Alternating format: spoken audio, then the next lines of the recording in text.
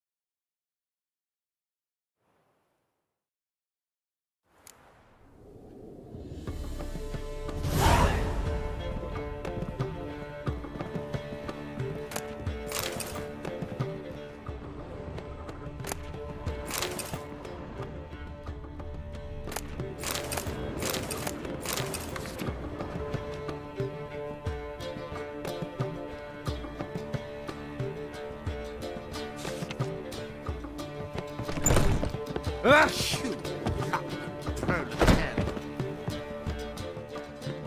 Yes?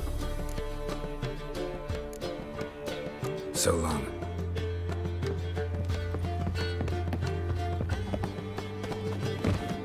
No. Do you seek to get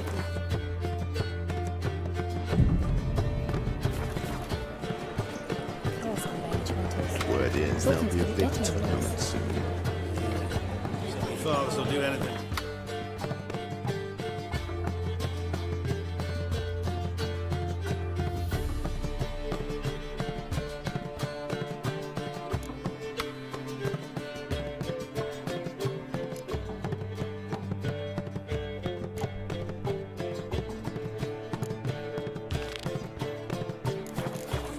True problems. I'm sorry. What stakes are going to be high? Think I'd be special.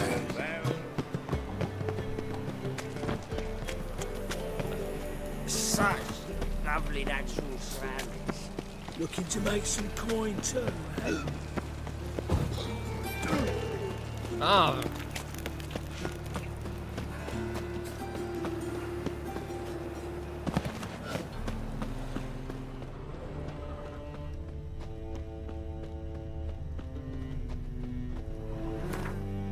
These days.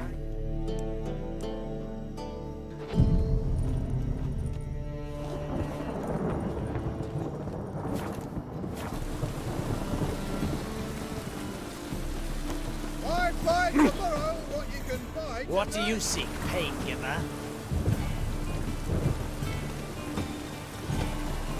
Hey, My else.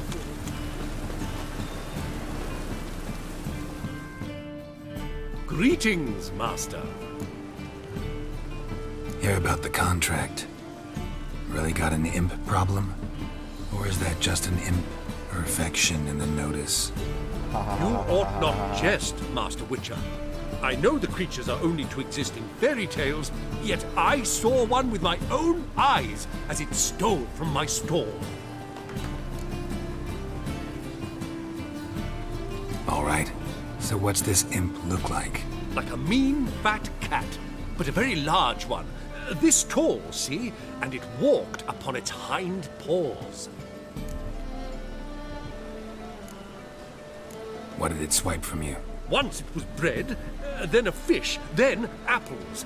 Might not seem like much, but added together and the business suffers. And I'm hardly alone in being pestered. It's nicked something from every stand in the square. So, will you teach it a lesson with your silver sword? Make it worth my while and I will. Demand for witches is high, supplies low. I pick and choose my contracts these days.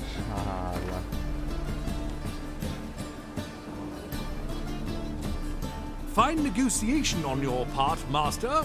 So be it. We'll call it agreed. Relax, I'll help you.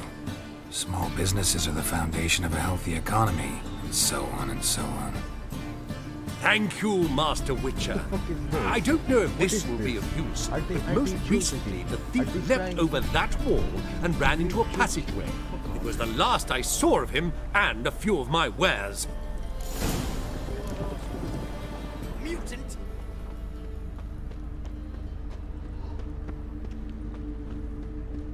Whoa!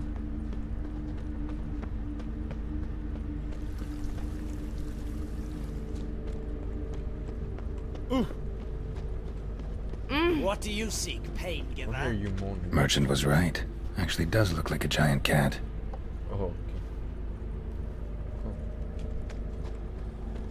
Come now, ain't nothing.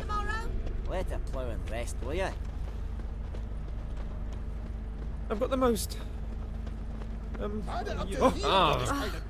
Widest range of goods around. Stop I'm sure you can't hear them. Knock the price down. Oh, I've had enough of living. I know, right? Wares are impressive. The storekeeper's a bastard. Where the fuck did it? What? Double chase.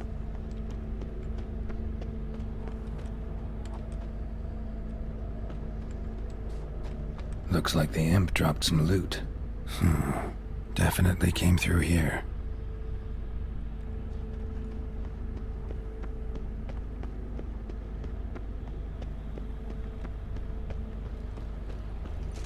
Double spawn.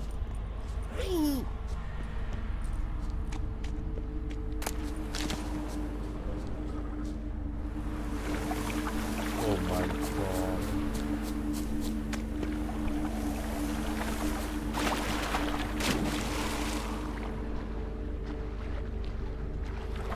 This is like it's gonna be a real problem.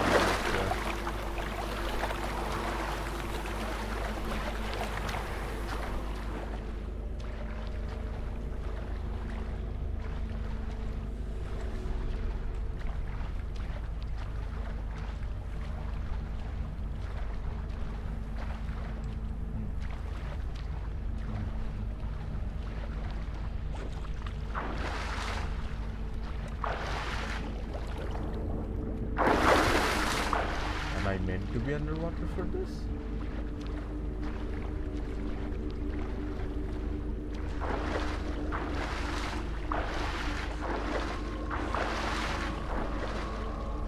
Can you die from that second?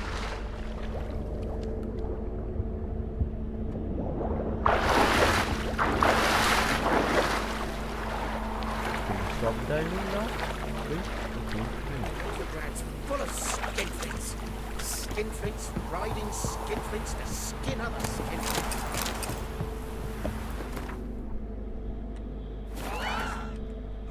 I'll break your bones!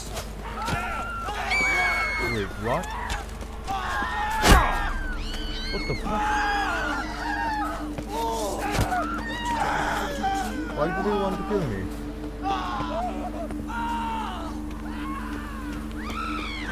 What?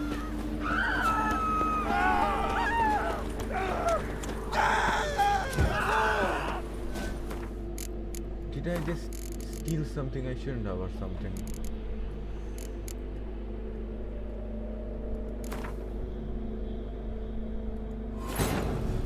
Triss could not help Geralt, yet she did direct him to Corrine Tilly, an Which O'Neill reminds me, can I fuck and an Corinne expert Tilly? at finding Is the there no lost way and the to do missing. this?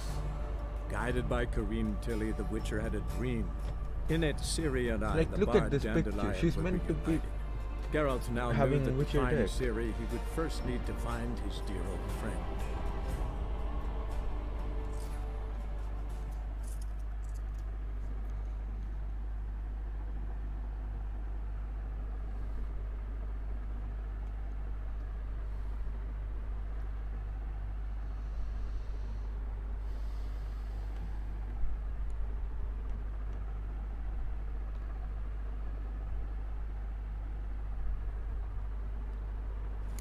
problem with Witcher is there's no way to know when you're stealing. Any needs, master. There's no real way to know when you're just stealing something from the poor. It shouldn't be stolen. Long as the black ones are chasing gorillas around the Kedweni woods, Novigrad's safe. Mutant! Why tomorrow what you can buy. Merchant was right. Actually does look like a giant cat. Black ones will let us go back to Markham.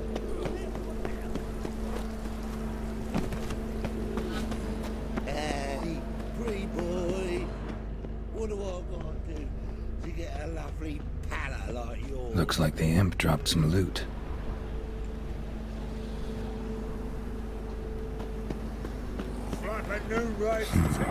Definitely came through near the moat. Trail ends here.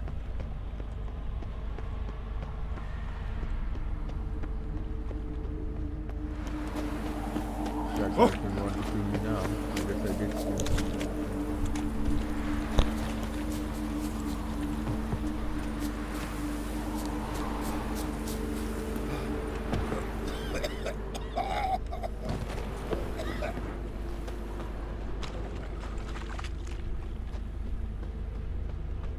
Door's wide open. Interesting.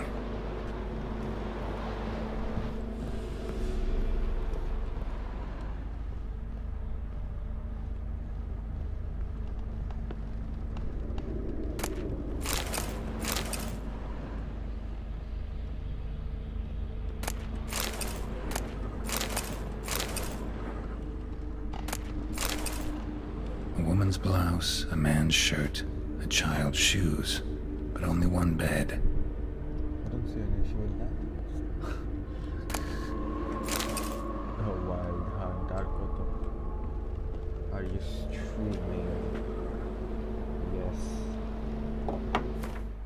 Stream should be up. Yeah, stream is up.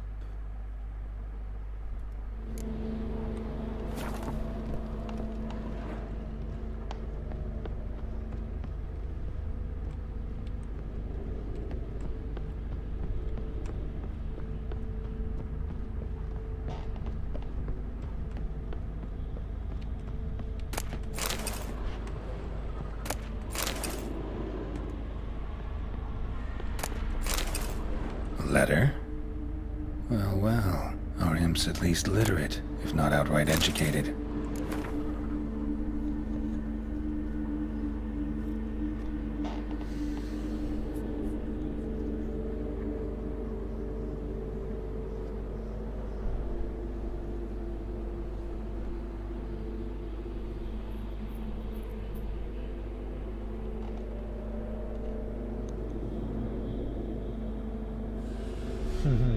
Okay. You won't. The Doppler explains a lot and complicates matters. Need a good lead to track him down. Lavender, strong scent. Enough to track him down.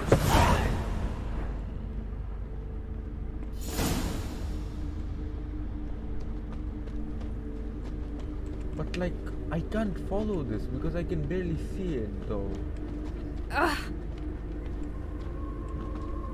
This is hard for me.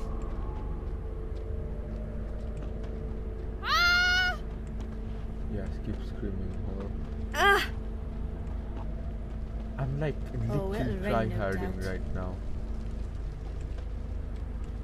Clenching my buttocks and try-harding. No, what likes me most about Novigrad. Decided not to go back. Stairs too high. If anything happened to you, Chairs we'd go too hungry. narrow, tankards too small, and the wenches are too bleeding large. And when I walk down the street, I'm only ever staring at someone's arse. That particular part's not so bad.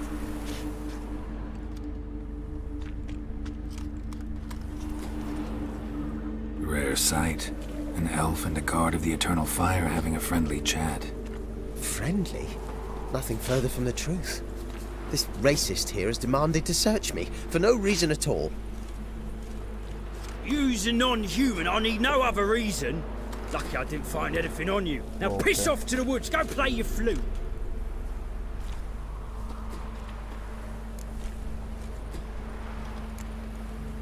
That was some pretty bad acting. Really ought to explore other career options. Petty theft, maybe. You dare insult an officer on duty? Let me give you some advice, mutant. Look who's talking. I know you're a Doppler and a kleptomaniac. Merchants put out a contract on me. Always the same old shit. Okay. As I live and breathe. Hey, wait. Okay, of course I was about to restart it and now we found it.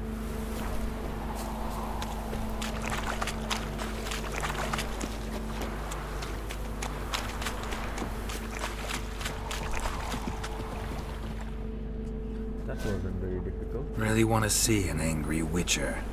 Do you? Very funny. Damn, I look old. Not your lucky day. No, that's not how it works. You can just...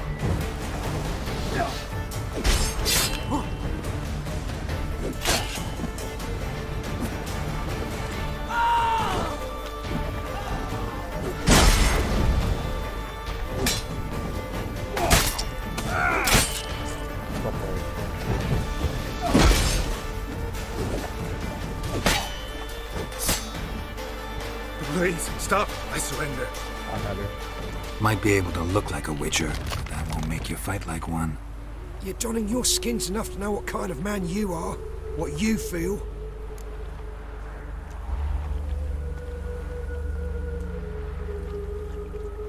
I don't kill him, true.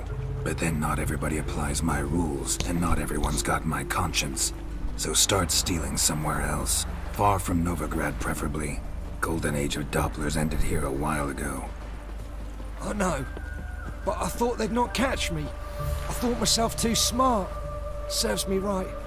Might have learned this lesson the hard way. Time to go. Somewhere far away.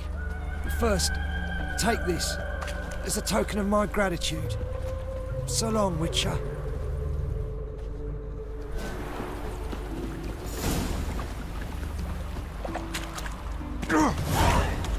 Lingering like flies round shit. Flee to Maria too.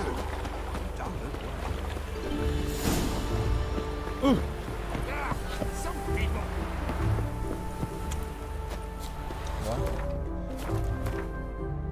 What did he give me? Enormous winner.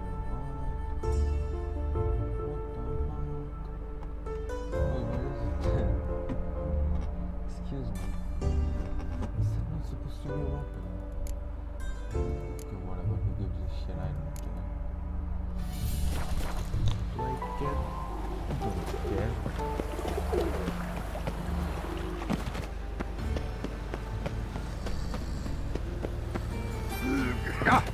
I need something for an aching belly. Oh, don't push. Ah, Greetings, Master. Problem solved. Convinced the imp to go back to the countryside to tangle horse manes and piss in milk, as tradition ordains. And how would I know you speak the truth? No trophy, no reward. There better be one, or you'll feel the invisible hand of the market smack you so hard you won't be able to sit down for a week. I'll give you half the agreed sum, no more. And I'll not do business with you again. Who can afford a witcher in this day? oh.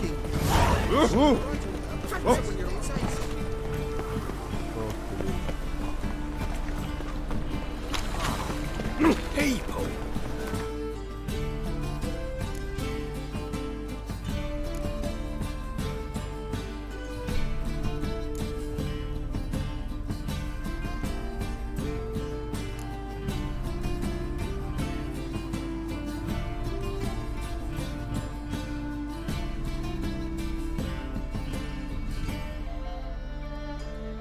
Haha, it is time.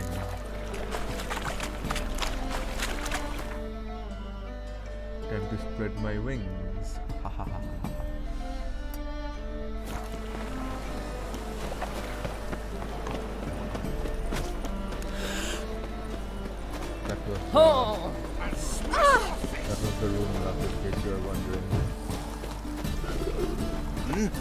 your pardon?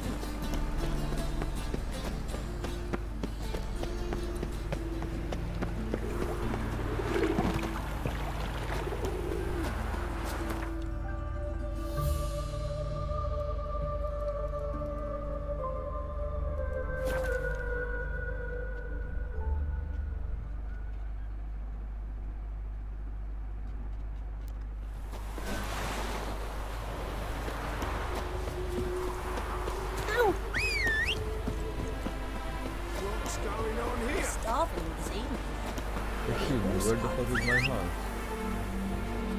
Did Roach die? Wait, where's Roach? Is he dead? Fucking finally. Happiness will come to me.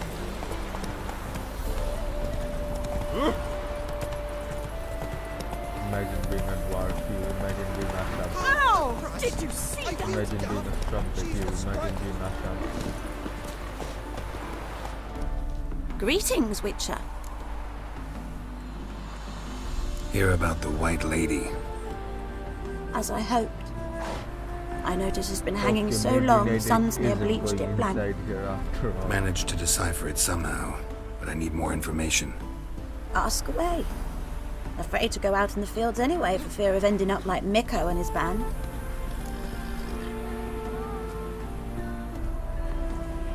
Mikko and his band. Who are they? 4 lads, drunkards and good-for-nothings all. They'd drained a few pints and decided they'd all plough the White Lady. Maybe then she'd bugger off. Romantics.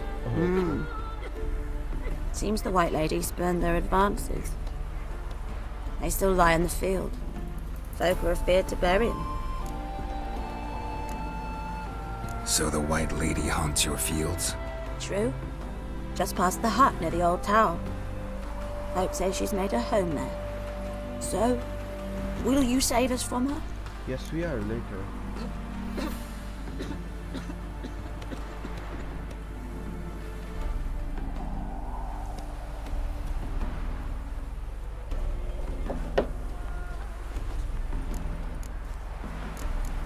White Lady can wait.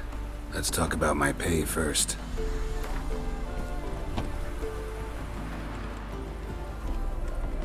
Oh, so be it. I can toss in that bit. Yeah, I'll take care of it. Using more effective means than brave Mikko. It's not safe to go out in the streets anymore.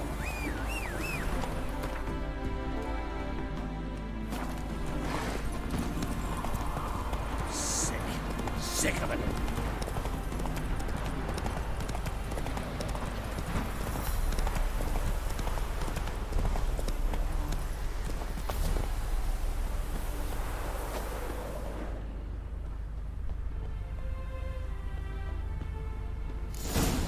Whatever he saw just before he died gave him quite a scare. Bodies dried to a crisp. Signs of burns. Noonwraith did this. Okay. Pale skin, but no blood loss. This is no vampire. Expected to see 4 bodies.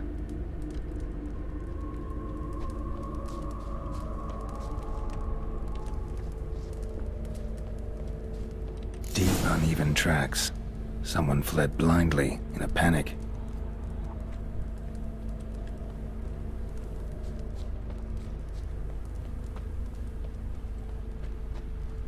But like I can't see shit though.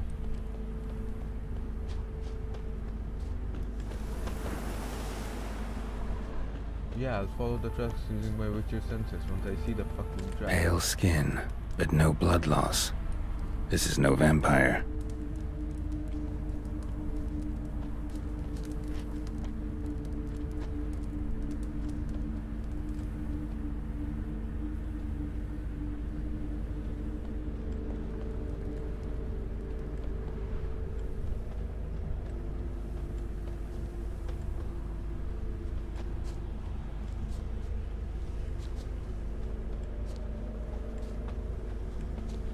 Bro, this is a colorblind man's nightmare. This is a nightmare for someone who's I'll explore the tower. between colors. the abandoned tower. Not fixed Rahim Castle, alright. Blood trail leads to the cellar.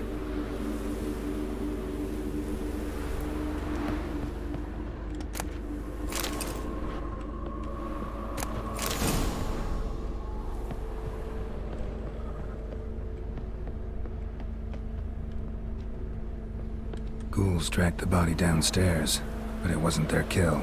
Skin's unnaturally pale, cracked. All signs point to a Noonwraith. She's avoiding me. Gotta find something that belonged to her. She'll have to show then.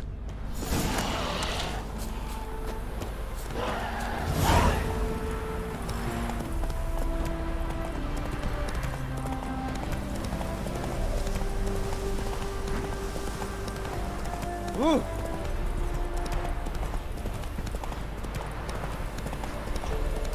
You free to marry a too? Greetings, Witcher. Seems your white lady's a Noonwraith. That means... Gods, poor Lucy. Lucy. She was gonna marry, right? Yeah. Her parents swore her to a smith from the city. Well-to-do, sure, but older and more brittle than elven ruins. Lucy ran from the altar out into the fields, where she slashed her veins. Used the silver dagger she'd gotten for the betrothal. Wait, let me show you. Amazing. Temperature. Lucy's parents couldn't bear to sell it, bury it even. They left it in my care. I want to send her away, but I've got to bring her close, lure her first. I need an object that belonged to her. Dagger would be perfect. Take it, but kill Lucy. Promise me. She shouldn't suffer no more. I'm under level for this, by the way. It's like... what was it? It's a level... it suggested level 16 and I'm 14. So I'll probably get more shit.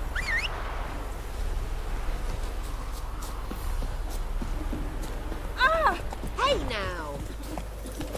More XP, hopefully.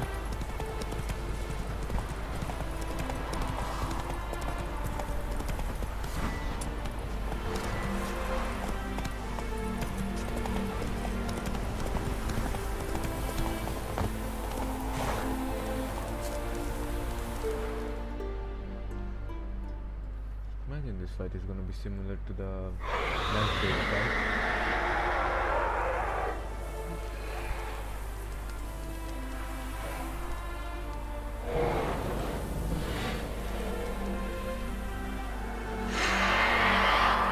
Let's dance. Alright.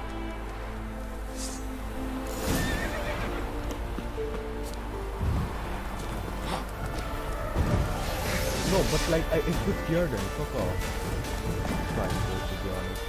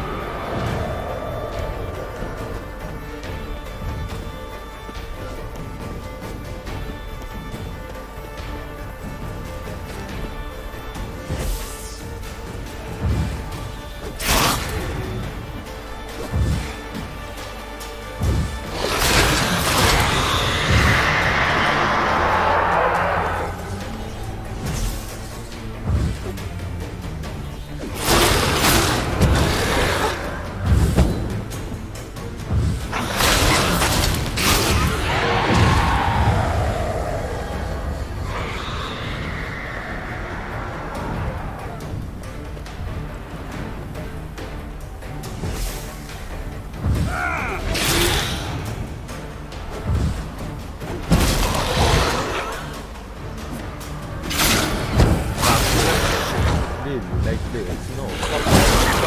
No, like stop. No, not like. This is I'm throwing.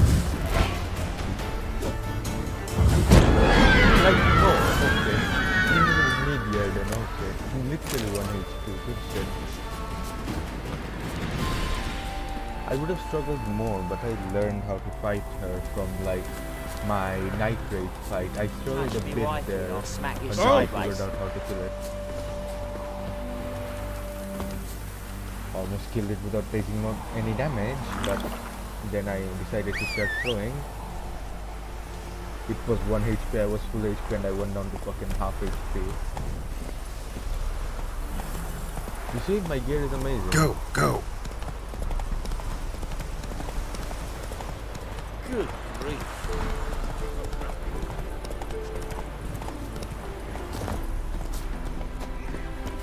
Greetings, Witcher.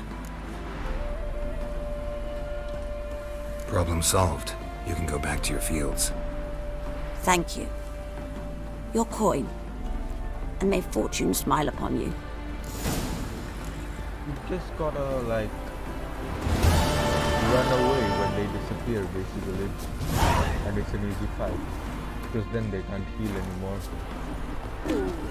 Ow, you boss.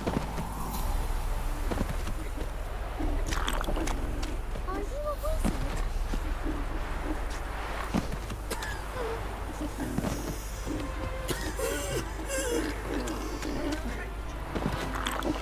Don't know why I'm healing like this, but I am. Let's watch that thingy. That podcast. That good Witcher. That girl.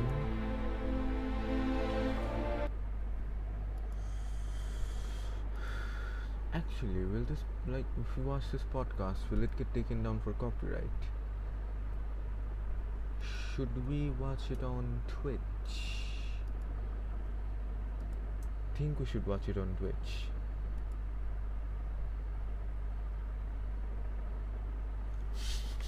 Amazing.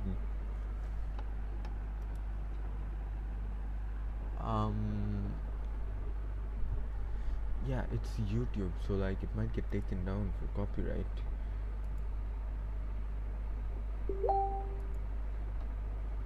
Now let's try. What could possibly go wrong?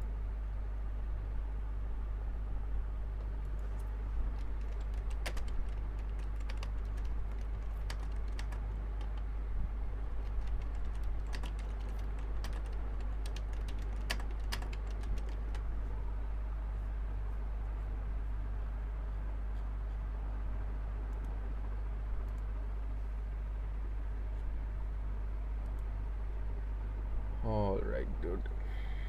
Here's some sipping ASMR. Well, I'm hard. Another Tuesday. When we're recording this, the Mori episode is out, which feels weird to just mention, right? Yeah, but I love how they legitimately figured it out like day one. I'm not surprised. You made it really obvious. Like on the day. They were like, could it be? No. It wasn't that. It was the thread that was like, here's the evidence over like the past few weeks that I've collected. Like, we haven't tried to hide it. Like, we made it obvious. I think I saw 3 videos. You saw 3 videos? Yeah, I saw 3 videos of people being like, here's what's up in HoloLive News. The Trash Taste Boys tweeted out a tweet that is exactly the same as Maury Kelly. He sounded exactly like that too, because they all sound like that. Wow! Welcome to this episode of Trash Taste. I'm your host, Sea Dog Monkey Brain. You really slid your way in there. Yeah. And I'm here today with Joey and Gon, and I'm tired as fuck. We're just back with just the boys now. Why are you so tired, Connor? I was up all night, and then I didn't sleep very well. And I was considering cancelling my Japanese lesson, because I can cancel it online. Yeah. But if I do it, like, after 6 p.m. the day before, I don't get my money back. Oh, really? So it's like... Wait, do you pay every lesson? It's not like a monthly thing. You pay for, like, tokens. And then... What? Like, the tokens you can, like, redeem. What is this, like, gacha currency? No, yeah, that's what I was thinking, right?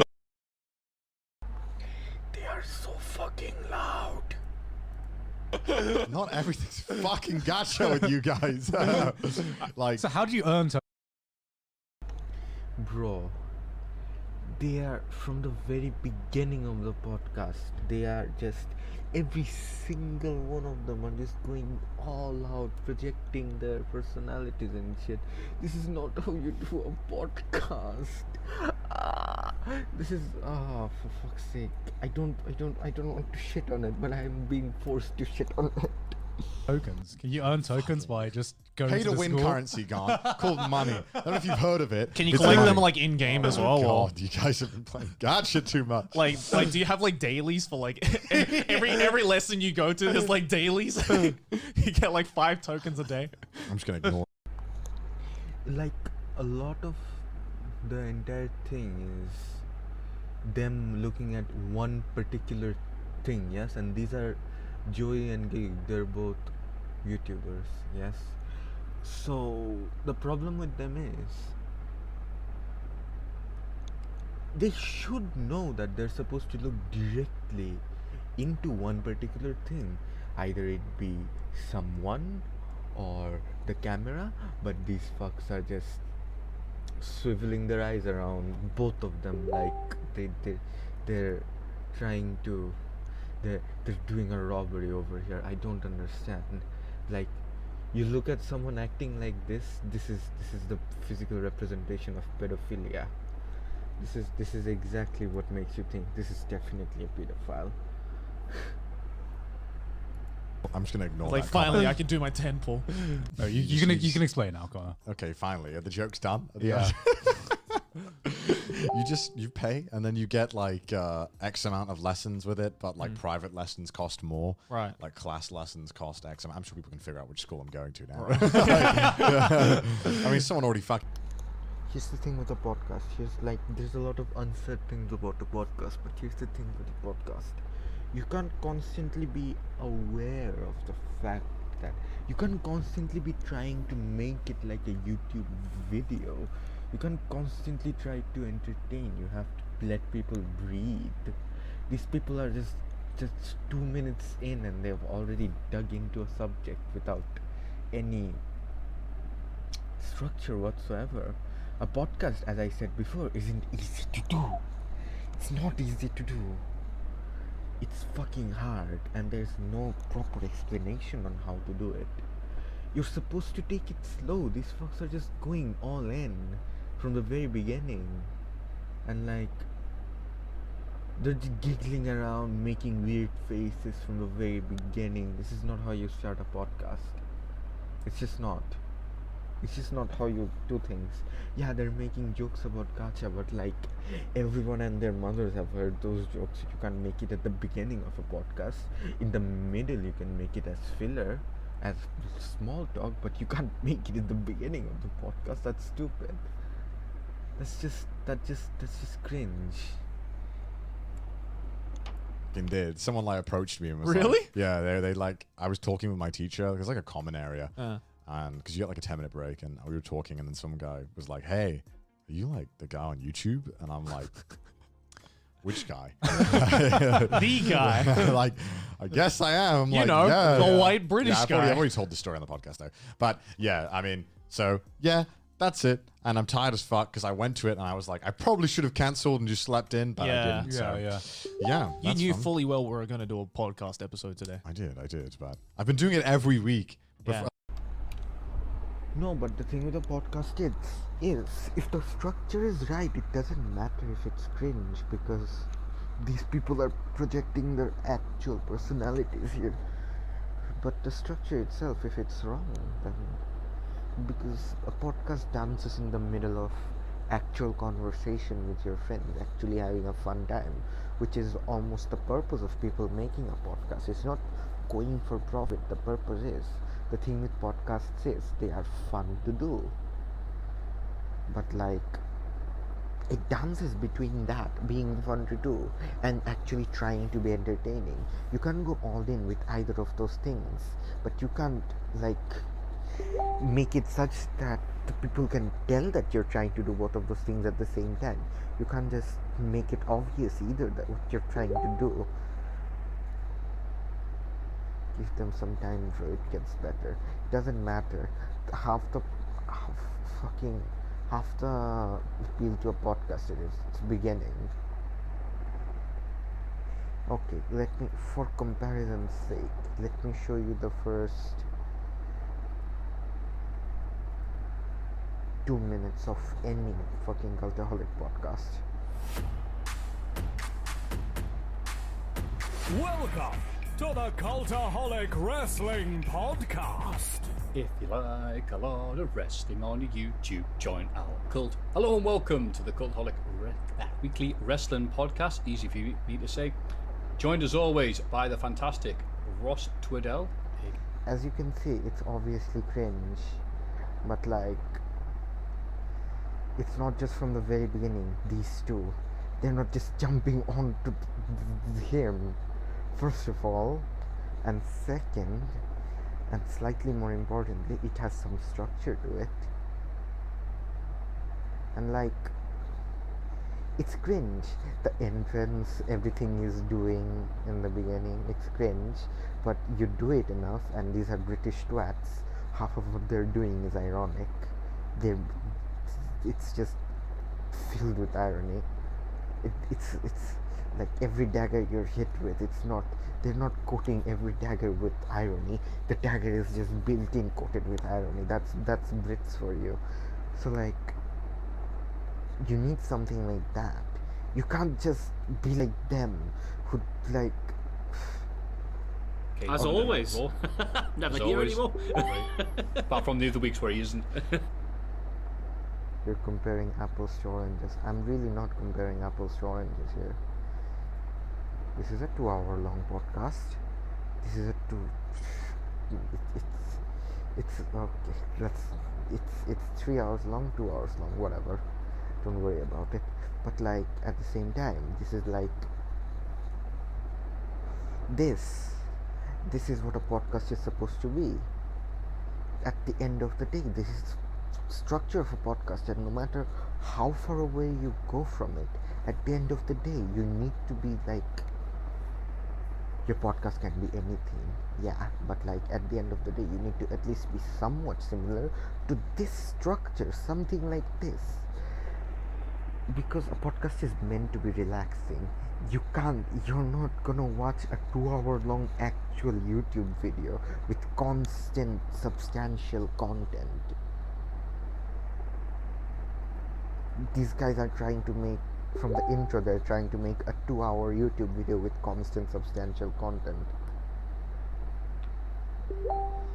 It's 150th episode though, doesn't matter. Their start, I said that their start was problematic, but still, their start itself was like, they knew what they were trying to do. They weren't being this cringy, and at the same time, oh my god, it's actually the 150th episode. Why didn't they do anything that's fucking special? They do something special every 50th episode.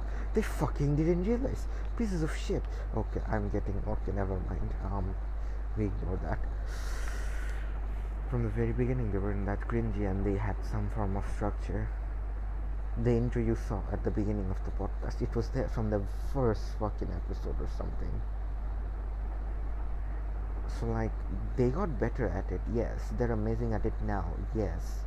But even at the beginning, they're at the 24th podcast episode. These guys were amazing at it by the 25th episode. They also have an agency behind them. What the fuck do you mean they have an agency behind them? What's the agency doing? If they have an agency behind them, then this is definitely not a fucking intro that you can... It's meant to be a bit commercial. I get it, but if they have an agency behind them, then this is definitely not what the intro of the podcast... In what world can this be allowed to be the intro of the podcast? Yes, Japanese agency. In what world can this be allowed to be the intro of the podcast? 2 minutes 50 seconds. Okay, let's go to the beginning. Here's some sipping ASMR. Well, I'm hard. Another Tuesday. When we're recording this, So what you notice is, They're trying to make this into 10 seconds, yes? It's a 1 hour, 58-minute long podcast. Why does the intro have to be 10 seconds? This part at the end, this trash taste part at the end, like the thing that pops up, that's the main part of the intro. The beginning, I don't mind. It's being cringy, but I don't mind it that much. It's expected from a fucking anime podcast. But like, that thing that pops up, why isn't it like 5 seconds long? After that clip, you need the people to be able to breathe. You can't just immediately have him start talking after 1 second long fucking pop-up. That's stupid. These are amateur mistakes that they should not be making when they've been making videos on YouTube for so many years. Okay, let me show you the rest of the intro of this podcast. And the SmackDown of Cultaholic, Jack King. I'll take it, thank you. That's the better one at the minute, you bastard, William. And that leads us to obviously the host, the 205 Live, Mr. Mafu. But Ross, how the hell are you? Yeah, I'm good. I managed to get some sleep in last night. Apologies for missing last week. I came in and these applications for the editor's thing on the website. Anyway, he asks Ross how Ross is. He asks Jack how Jack is. And then he says how he himself is. You see, this is all the professionalism in the podcast right here. That's all the professionalism in the podcast gone. That's all the professionalism you're gonna get in the podcast. Yeah, but like, you need that professionalism at the beginning of the podcast though, or else it's just not gonna be a fun watch for your watchers. It's just gonna be fucking in your face. It's gonna be stupid. The intro of a podcast is very important for how people feel about your podcast. You look at something like Markiplier's podcast. I'm not gonna bring it up right now, but anyways, what he does is he basically sits on his podcast. Before he starts, he basically gives a 3-minute timer. Well, this is what everybody does before Twitch. They give people time to join. He does a 3-minute timer when he just does things. He talks, he laughs, etc., etc. He talks and laughs with his friends. But while he's doing that, he's completely muted, so no one can hear what he's saying. And then he starts up the podcast, and then he just says hi and shit, and then goes straight to whatever topic he wants. But that 3-minute where he talks and shit and like enjoys himself with his friends, talks about whatever the fuck he wants, no one can hear it, and he's muted. That part is so important to ease someone into something that they're making a commitment into. Every pod is made differently. But every pod needs a somewhat welcoming intro. As I said, if that trash taste thingy, if that pop-up was even 5 seconds longer, this would be less fucking like, this wouldn't feel like it's taking a fucking chain and wrapping it around my throat and trying to choke me from behind. But like, it's because that thing isn't even 5 seconds long. Even that little small change would make this 10 times better. Now we watch. What's managed? I told you, I don't want to shit on it. This is why I didn't want to ask this. I'm gonna shit on it, but I'm forced to shit on it. That's just who I am. Like this weekly schedule without taking a single week off since we started, I think, right? I think so. Mind you, while I say all of that, Giguk used to be my favorite YouTuber. Anime Man used to be my second favorite YouTuber. It's only even after I stopped watching anime, I used to watch their videos. I fucking loved them. Yes, but I can tell that they would have problems. They're not suited as, like, okay, here's the main problem I see with both of them in one podcast, which I didn't want to exactly say at the time, because, you know, I try not to ruin things, people. In a podcast, you need 3 people who are different. These 2 aren't different. I mean, they are different, but they are too similar at the same time. It's like fucking they have to go out of their comfort zone to be different, these two fucks. You just can't have that. You look at the two podcasts I talked about. In one of them there's fucking Jack, who's kinda stupid, kinda smart, also really fucking, really likes to pick a fight with anyone and everyone for some reason. There's Matthew, really old, really fucking old, 10 years older than the other two, and has weird tastes. He's the only one amongst the three of them who really likes anime. He has a lot of wrestling friends, etc., etc. Then there is Ross.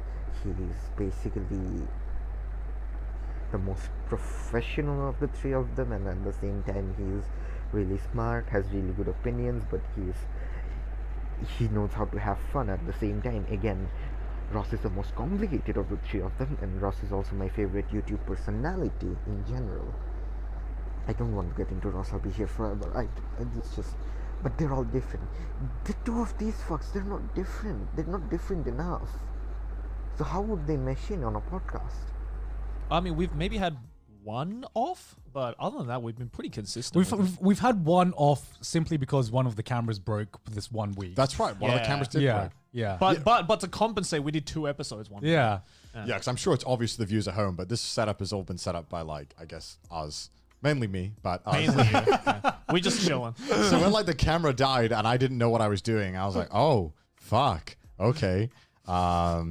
I guess we're not filming today. Yeah. Turned out one of the cameras was broke and we had to get it fixed. Which For no reason either. Yeah, we never figured that out. Yeah.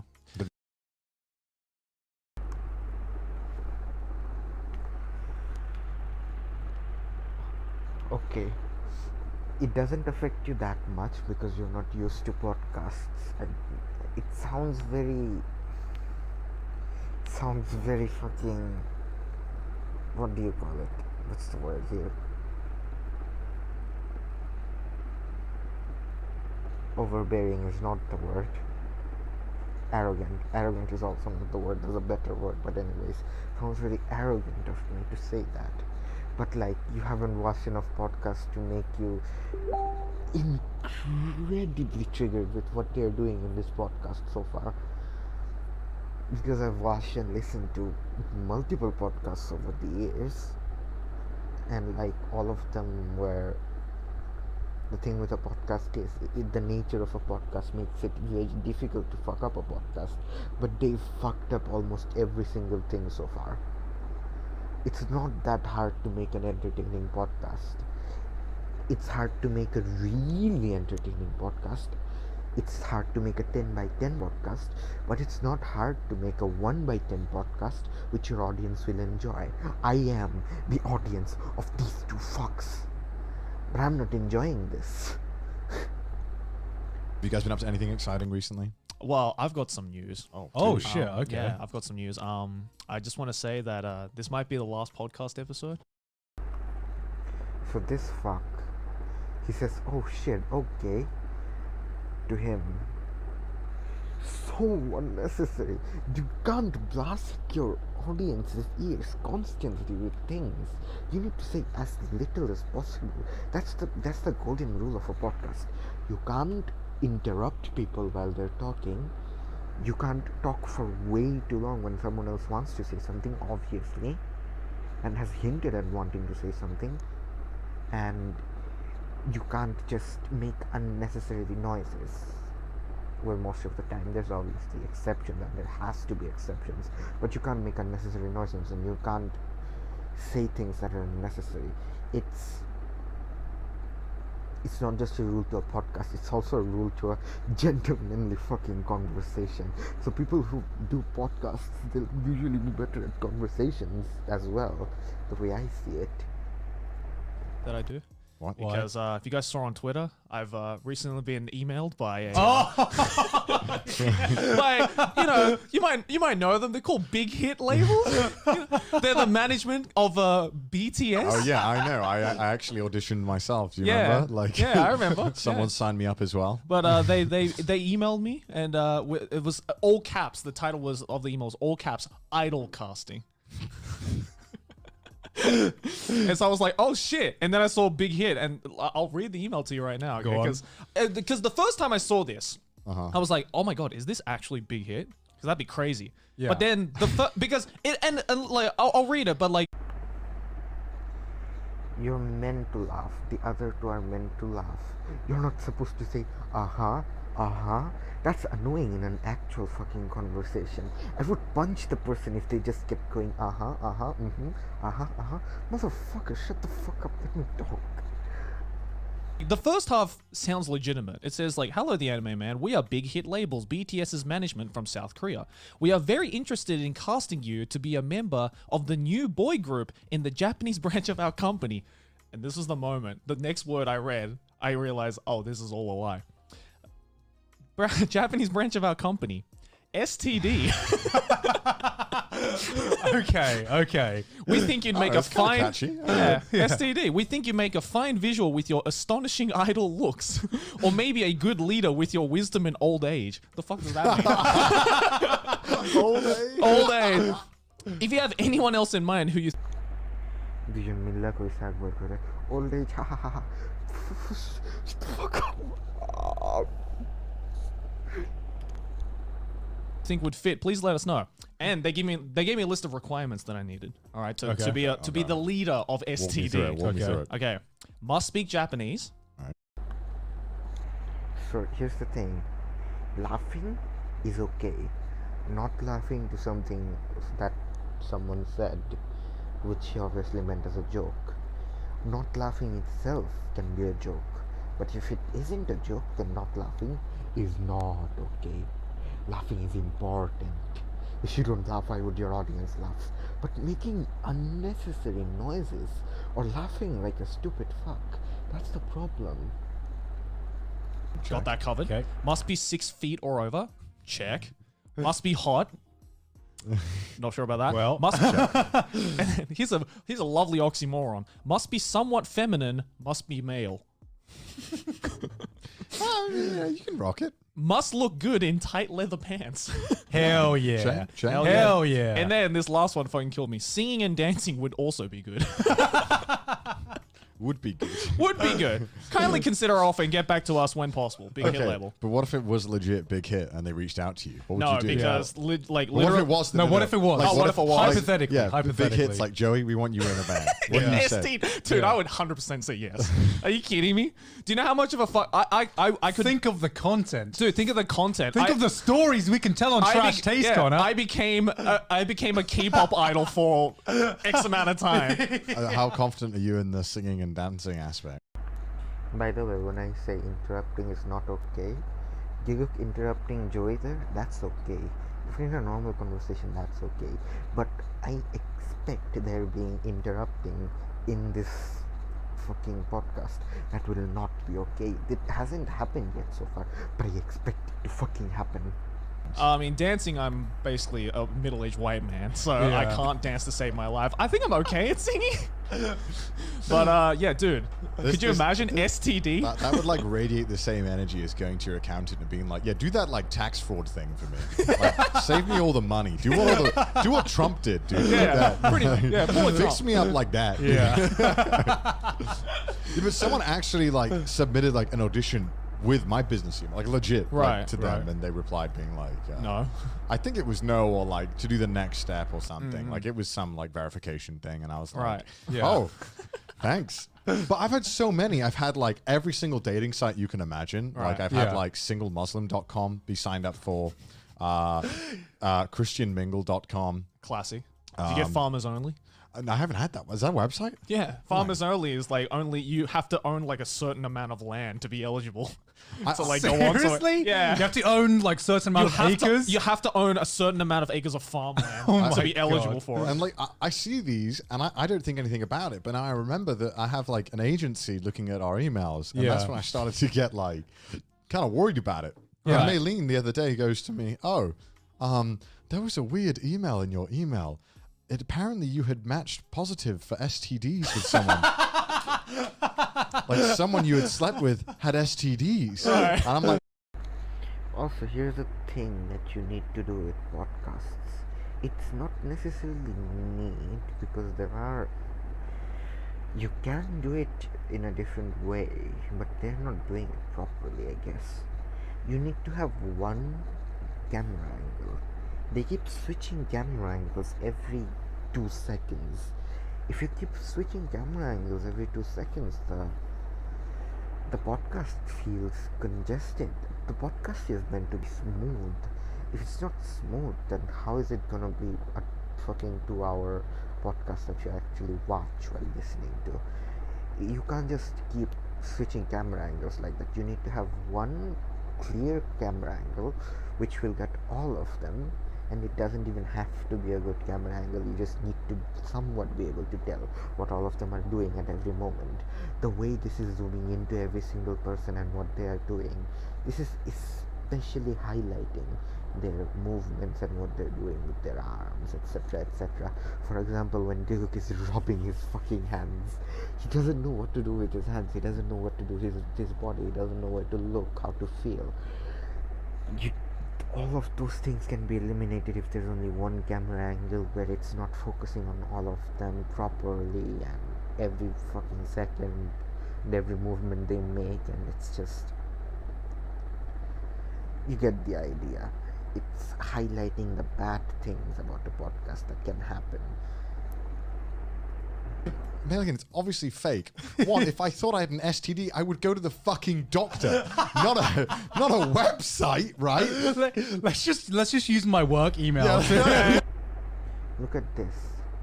Just make something like this your camera angle, but from a little bit more to the left and tilt it a little towards the right.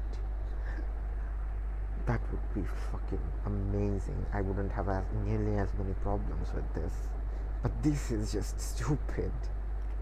Which I know my agency checks to be like, by the way, let's get an STD check right now. It's like, how many terrible decisions in a row would I have to make to have that? Like, I would have to sleep with someone who I would have to be like, well, who knows? No condom. Then go in, think I have an STD immediately. You don't need to look at the camera every 2 seconds. This isn't a YouTube video. Especially not when you're doing alone. You can just look at the people you're talking to, and that's fine. But it's fine. You don't need to look at the camera, dude. Look, these are things that you honestly don't need to do a podcast that long to understand and to fix, but they just refuse to do it for some reason, and they refuse to fix it for some reason. Immediately after, not go to the doctor, sign up to this website. Final step, use work email. like, do you ever meet people who are like, man, I just can't seem to get a W, and then they just don't. They always just do things that never set it up. Yeah. That's the kind of behavior that they do. They're like, just like, man, I'm just so unlucky in life, and it's like, you did drive with no wheels. Like, what did you expect to happen? Like, I think we all know like one person that is like that. He's like the nicest person ever, but they just keep doing dumb stuff, and you're like, come on, man. I'm like, you have to be like, no one person can take that many L's without actually trying to do so, right? There's a lot of like sweet friends who just like, come on, man, I want to see you get a W. Yeah. You just keep doing it, man. Stop, man. Dude, like that BTS one though, or the Big Hit Labels one, like I posted it because I thought it was fucking hilarious, right? And it is, but you know, I quickly learned my lesson to Well, not fuck with the K-pop fans. You felt the wrath of K-pop Twitter? Yeah. Which just a Twitter rule. I woke up in the morning and I saw that the thing had 800 quote retweets, and I was like, oh no, that's never a good sign. Oh no, boy's about to get ratioed. And I checked it, and like a lot of them are just people just saying, obviously getting that's a joke, but there's those handful of K-pop stans who are just like, wow, how dare you like stereotype all K-pop stars, and like I don't worry about it. It's I thought it was fucking what they hilarious. do, But man. it's like there are some people who are like, oh, he probably photoshopped it just to get attention. I'm like, what? I'm not that fucking desperate for likes on Twitter. That's got like more creativity than half my videos. Yeah. I swear. Yeah. Like that's The only reason I posted it because I thought it was fucking hilarious. Like I wouldn't have otherwise. It's weird that people assume that like that's the kind of content we think we need. Yeah. Like that's the amount of steps that we're jumping through here. That's how desperate I am for Twitter clout. Yeah. That I have to fake an email. The amount of loops you would have to jump through to get to that point. You know what I mean? Oh my god. You could just say I like hentai and you get more likes. Dude, I tweeted penis and I got like more likes. So it's just like fucking whatever. Yeah, but Twitter, K-pop stands, you don't mess with them, Joey. That's Yeah, a universal truth. yeah, I mean, I knew that from the get-go, but I didn't think that would have caused a fucking riot, right? I'm just like, can these people not take a joke? Clearly not. Anyway. But yeah, moving on. Yeah, moving on. So I see you started Genshin. The Oh, other day, yeah. Connor. After holding off this entire fucking time and Welcome to the crew. holding off from like me and Joey talking about it like every I week. just didn't want a fucking sponsor, our fucking podcast to become a sponsor episode. You know what I mean? For free. If we're gonna talk about Genshin, I want to get fucking paid. You know what I mean? Do you like it though? It's fine. It feels like Breath of the Wild light. You know what I mean? Like, Yeah. It feels like It's Diet Breath of the Wild. you know how like in Breath of the Wild when you would like think, oh, what if I do this like weird thing, and then you'd always get rewarded for it. Yeah. In Genshin, I would do that, and I'd be like, oh, there's nothing there. Really? It's another common chest. Oh well, boy. Don't understand what I'm picking up, but all right. because the reason I like Genshin and the reason I like it is that it is very, very Breath of the Wild. Oh yeah, that's the best part of the game. Yeah, Yeah. But it's Breath of the Wild mixed with basically JRPG elements. I'm just But like, that's fucking awful. Do you know, I was watching this guy stream. Yeah. Dude, every time Paimon came on screen, he was like, "Shut up!" There was one point where it was a cutscene. I think like I just like had my mouse to my head and I was just tapping it. Yeah, because I was so bored. The story's so shit. Not that I would have paid attention anyway. Yeah, exactly. But it's like doubly shit. And then some people in my chat were like, "Why are you skipping the fucking cutscenes?" And I'm like, "It's shit, right?" And everyone was like, "Yeah, it's kind of shit." And I was like, "Okay, good. Then I'm skipping them all." Yeah. I don't know. That's like it's boring. I don't find any of these characters interesting. I just because they're all gacha characters and most of them I don't. yeah, I mean, like the thing with gacha game stories is that they rarely start off good. You know, it's if a gacha story gets good, it's normally like way into development where like 5 chapters in or like 5 like when they release like their 5th story. Like story chapter arc. 6 Arknights. Yeah, right? yeah. Which I've heard about chapter 6 Arknights, which is meant to be amazing, and I'm just like, well, I've kind of skipped the entire story up to this point, so I just don't trust anyone. Like, I've read chapter 1, and that's it. Like after that, I was like, oh, okay. I don't need to know the story to play the game. Yeah, I just don't understand people who like love stories in gacha games. I mean, we've covered this before, but Yeah. have we? I mean, about we've covered story in video games. Yeah. But I mean, they're especially shit in gacha. Like, Yeah. like Breath of the Wild, like didn't have much story, and that was like the best part of the game. So it's like just do what you want. Yeah, but Yeah. like the reason why people skipped over fucking Breath of the Wild story is because like I mean, you can't skip over anything. What person who doesn't know the story of What Legend is of Zelda? what is the story of Breath of the Wild? Beat Ganon, like yeah, every beat story. Ganon, you just beat beat Ganon, Ganon. right? Yeah. That's nice though. I like that. They kept it simple. Like, Yeah. let me do it. I mean, I like the fact that you can change characters and there's elemental and the combat's kind of fun. It's Yeah. okay. It feels pretty limited, but Yeah.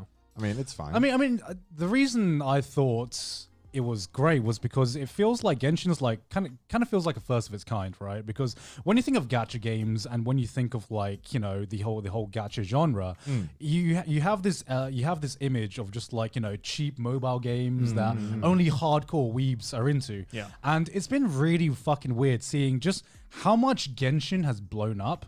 Yeah. And I feel like I went into Genshin thinking, oh, it's just going to be kind of like Honkai, but a little bit more polished. And I got completely blown away when I was just like, no, this just feels like a AAA gacha game. It feels like the very, very first AAA gacha game where it's like way more polished than pretty much any of its competition. Like, I didn't understand how people liked Fate Go. Like, I saw Fate Go. It looked. It's because of Fate. But it looked like a fucking mini clip game.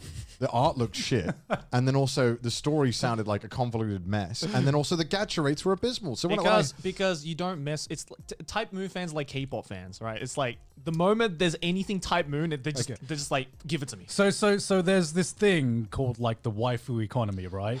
where it's the value of the waifus, and because Type Moon have such because Type Moon have such a strong brand with Fate and all the waifus in it, that just makes the waifus in Fate worth that much more. And people like you look like you're about to die inside right now.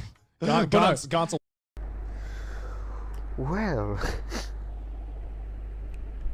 the way FGO gacha works is very different from every other gacha on the planet. FGO is nothing like a normal gacha. First of all, story is fucking amazing. He says it's a convoluted mess. He's the kind of guy who would fucking probably go watch, I don't know. He would probably go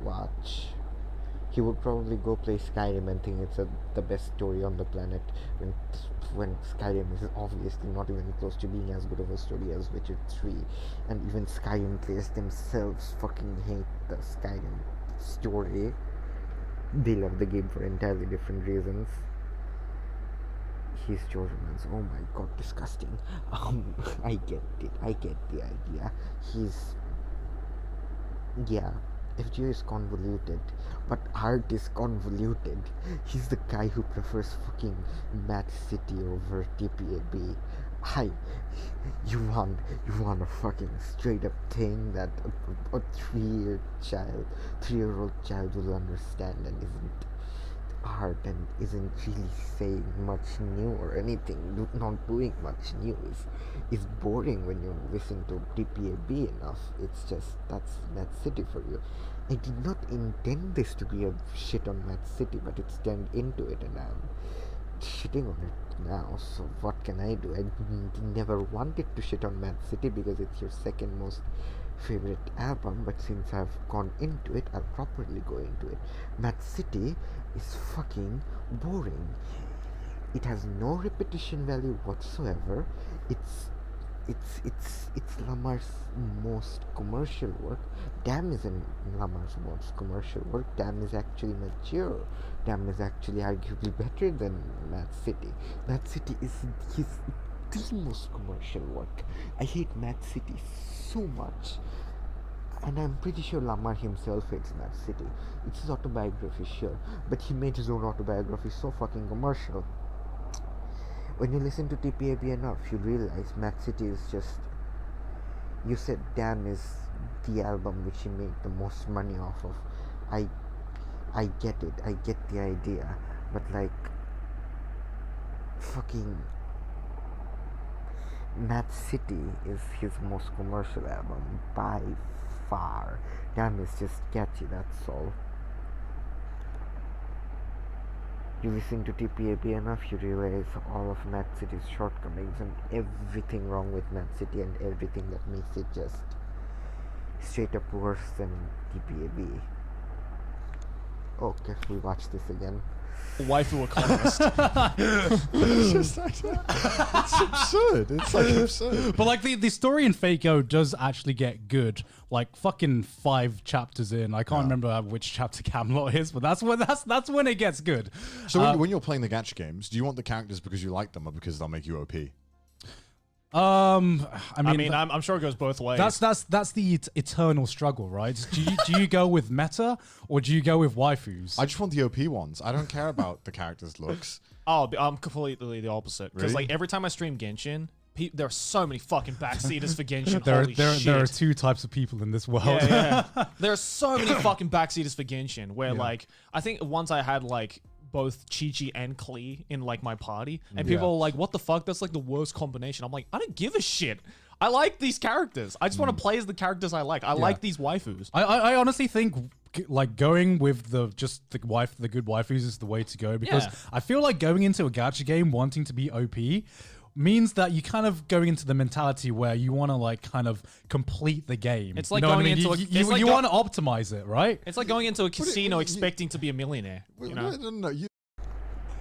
This is another thing where FGO is very different from other gachas. You can't just go for your waifus. Yeah, people just go for their waifus, but you can't just go for your waifus and expect to actually do well in the game unless you're really tryharding. You actually do somewhat need to go for the stronger things, and because the rates are so bad, it's why SSRs 5 stars are so valued there. And when you get a really OP thing, it really helps you throughout the entire story. And unlike other gacha games, it's actually hard. The game is actually fucking hard. Other gacha games are easy. This game is hard. You want to complete the game? Wait, are we not completing the game? Is that not what we're all doing? Am I confused? Like, no, I mean, if you want to, you don't want to complete the game. No, it's not. How can you complete a gacha game? Do the story. But the story isn't everything in a gacha game. Yeah. Okay, so you do the story in Genshin, all right, and then what? Then what do you do? You go around exploring the world, or you collect all the characters, or collect all the You mean gamble all your fucking money away? Like, yes. Welcome to gachas, Connor. That's the whole fucking point. Once you've done all the content in the game, right? What do you do then? Because wait for the next update. But like, okay, that's where like when Arknights came out, right? The wait between those things was just like a ticking time bomb of like, am I going to drop this game? Right. Like, because that wait period is like, how long can I reasonably like keep logging into this? Like, to the point where I'm like, what am I doing? Yeah. And obviously, like after X amount of time, when you've beaten the game, that's when it's like, okay, I'm done. Like I've played this game. I keep pausing and I hate myself, but this is why you need defense in gacha games.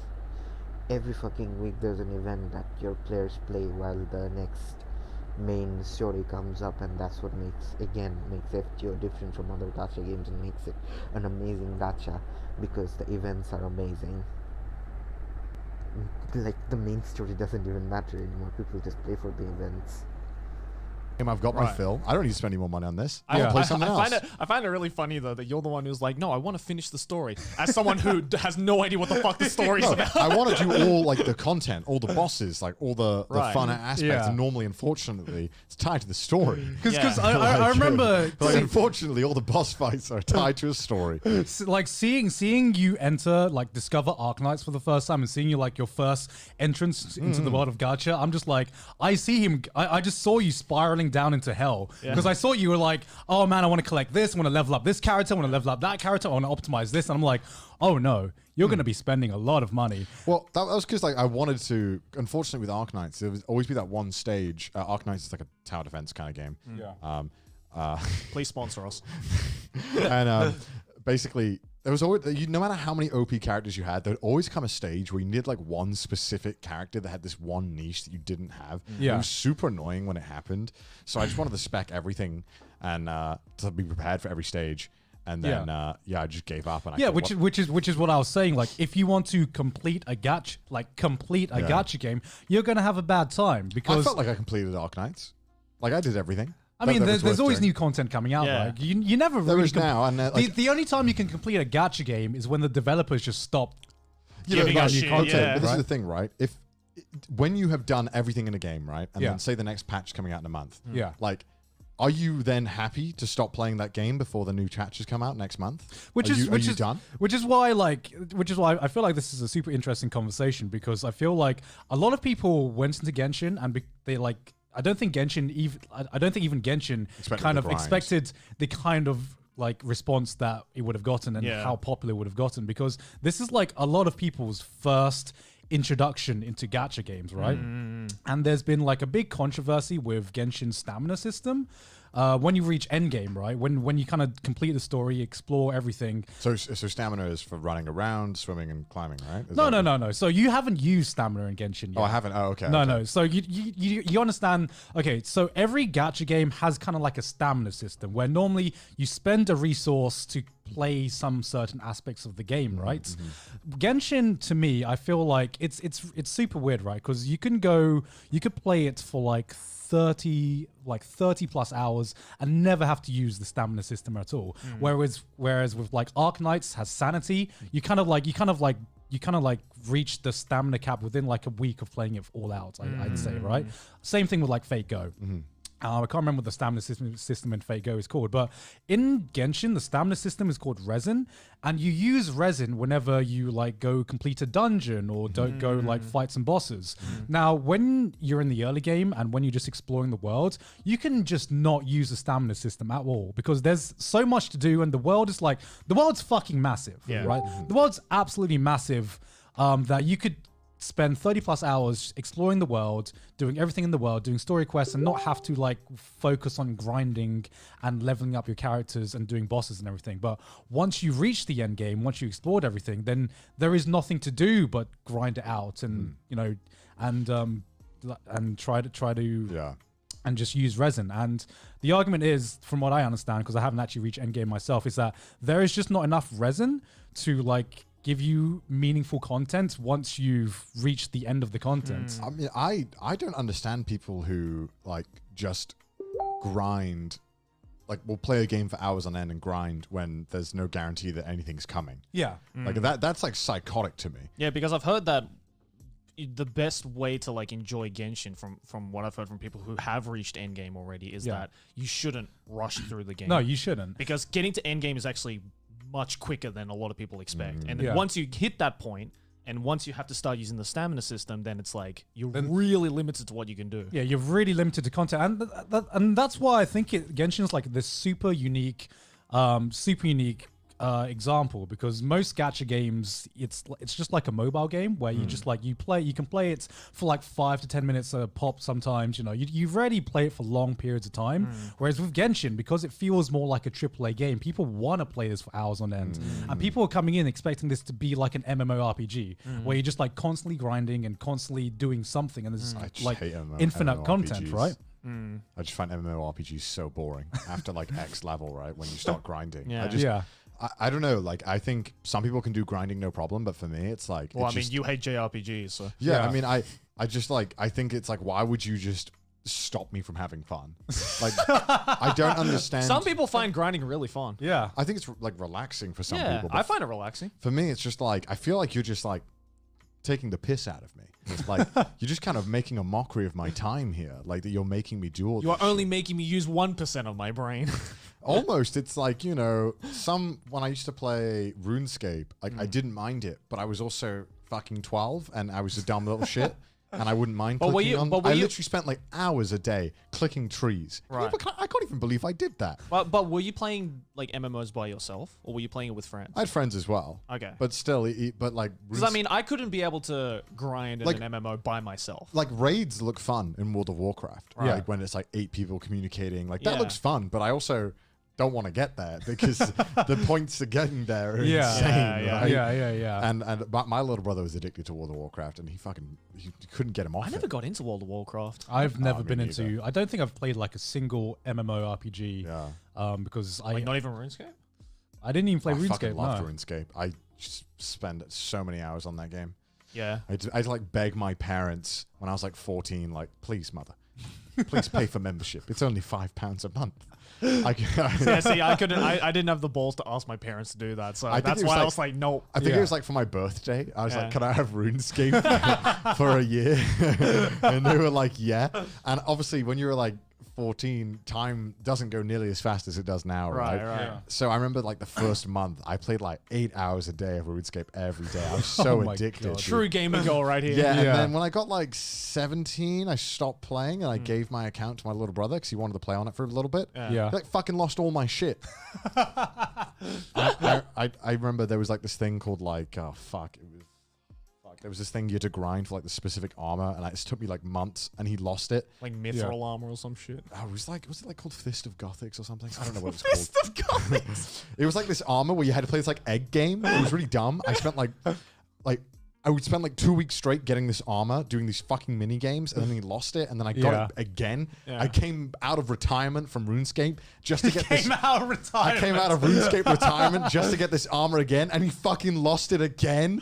And I was like, "That's it. I'm done with RuneScape. I'm quitting." You pulled like a Hayao Miyazaki, right? Yeah. He's like, I'm coming out of RuneScape to save this company. I couldn't believe it. But going back to gacha, like I'm so quick to drop games because at the moment the game is boring, even remotely. Like if I have one gaming session where I'm playing the game and I just didn't have any fun, I'm like, all right, well, I'm done with that game. Yeah.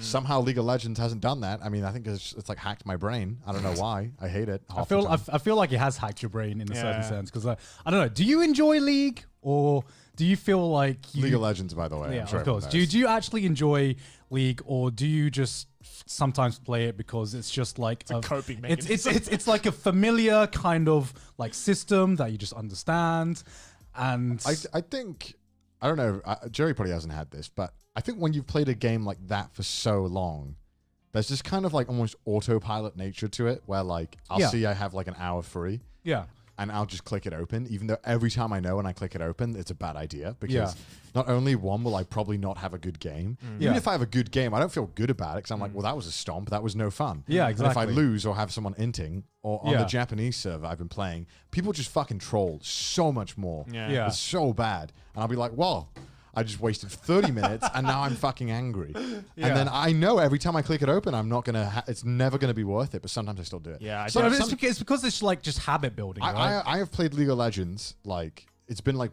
I'd say my main game. For, God, when did Lucian come out? Like 2014. Jesus Christ, man. Like it's been like 7 years. I've just like, it's been the game that I always just go back to. Yeah. Right. And it used to be really fun. But now it's just like depressing, like, and that's why like it's so funny speaking to people who've played League for years because everyone talks about it like they're a fucking drug addict.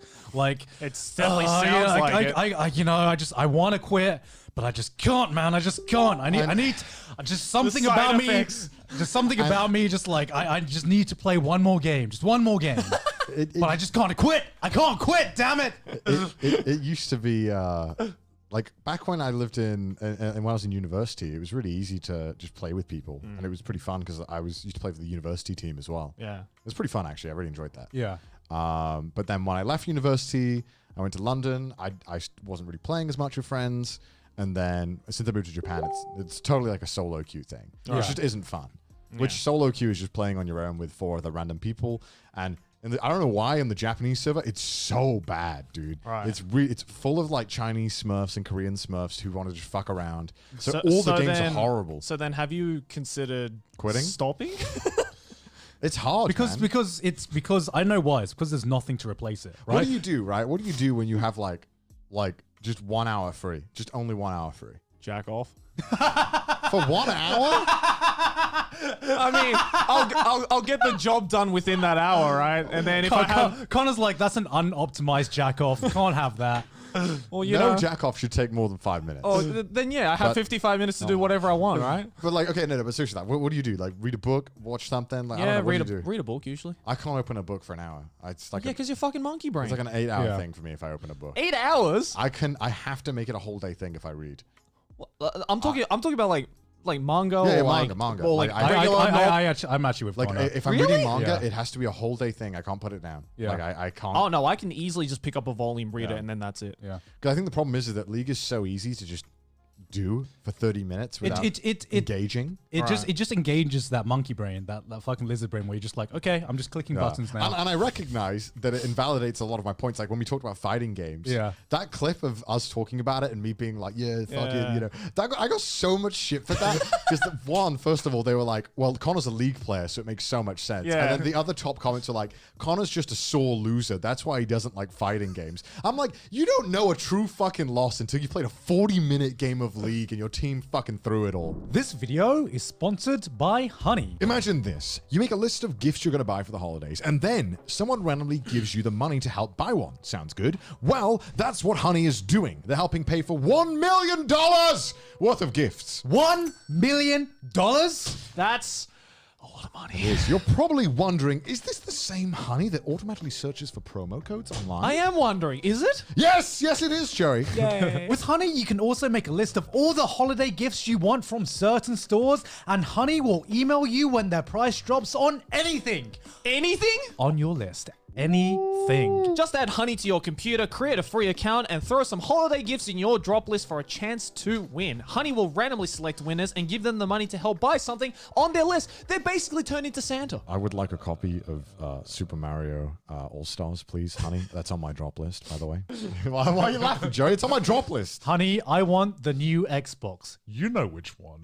Did you know there is no purchase necessary? You need a PayPal account to redeem the prize, only valid in the US, and the giveaway ends on the 21st of December 2020. So go now. You don't even need to be a good boy or good girl to get all the gifts that Honey can give you. Get Honey today for free at joinhoney.com/trash taste. That's joinhoney.com/trash taste.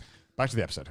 Yeah, there's a lot of people that were saying, yeah, I'm just bad at fighting games and I'm a sore loser. That's why I don't like to do it. And that's so bullshit. If you ever played League, you know what true fucking pain is like. Right. I would rather lose a 2-minute fighting game any day of the week than lose one League game because it is fucking brutal. I mean, just from the sounds of it, it just sounds like a shit experience. Oh, it is. It's terrible. It's fucking awful. Then stop. Who knows? No, man? because just say that to a crack addict, Joey. I will. Just tell him to I will. Like, you can quit crack, just do League. It is like crack, because I will say, like, the honeymoon period of League, like when you first start learning the game and when you start clicking, it's probably like some of my fondest gaming experiences in my life, when I'm just like, same. This is a really, really fun game. And it's just like, it is. I didn't even get to that point. Yeah. Because I played one game and then 5 minutes in, all the comments called me new fag and they kicked me. So tell me, like, what did you hate about League of Legends? Like, walk me through it. I mean, well, first of all, I don't like MOBAs to begin with. Yeah, I mean, there are so like, taste. so there was that, and then just again, like, just from what I've seen and from what I've heard from a distance, the League community just looks like a bunch of fucking cucks.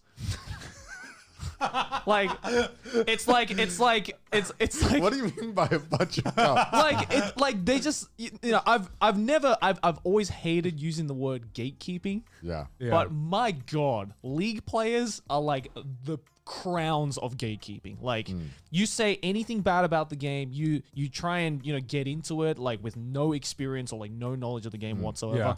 Most communities will, you know, at least a few of them will be like, hey, you trying to get into our game? Welcome. We'll invite you with open arms. But if you suck at the game, then that's your responsibility, right? And I'm like, all right, fair enough. Yeah. But meanwhile, League is like, you're not a fucking god at this game from 5 minutes in, then you're a fucking new fag. Get out. That was my experience with League. I mean, League definitely has one of the most toxic communities. Yeah. I actively tell people, like, just don't get into League. Like, it's not like, and I'm like, it's not rewarding. Yeah, and I'm like, I already can't deal with fucking toxic communities to begin with. Right? Yeah. Like I said, I don't really mind that much. Like, I kind of like that aspect of games. I've been on the internet for too long. I don't want to deal with that shit anymore. Like, Connor's like a toxic gamer. I have to deal with the anime community, right? Like, let alone the League community. I don't know. What do you think about the argument that, like, a lot of people get really upset with the idea of, like, trash talking video games online? Like, what do you think about that? I think if it's done tastefully, I don't really mind. Yeah, like, whenever I see you trash talking like the fighting game community, I'm like, that's just fun. You know? Yeah, what it's I mean? hilarious.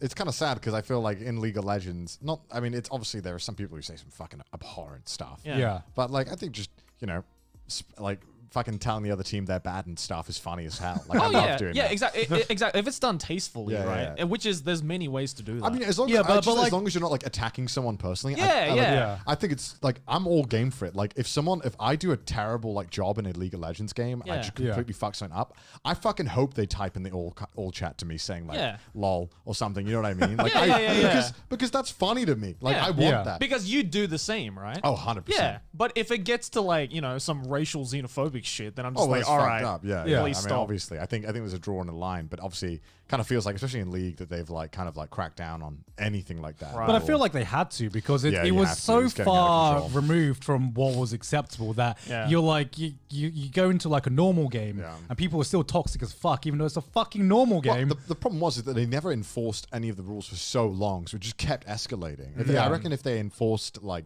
the actual rules from the beginning, it wouldn't have been so bad. Right.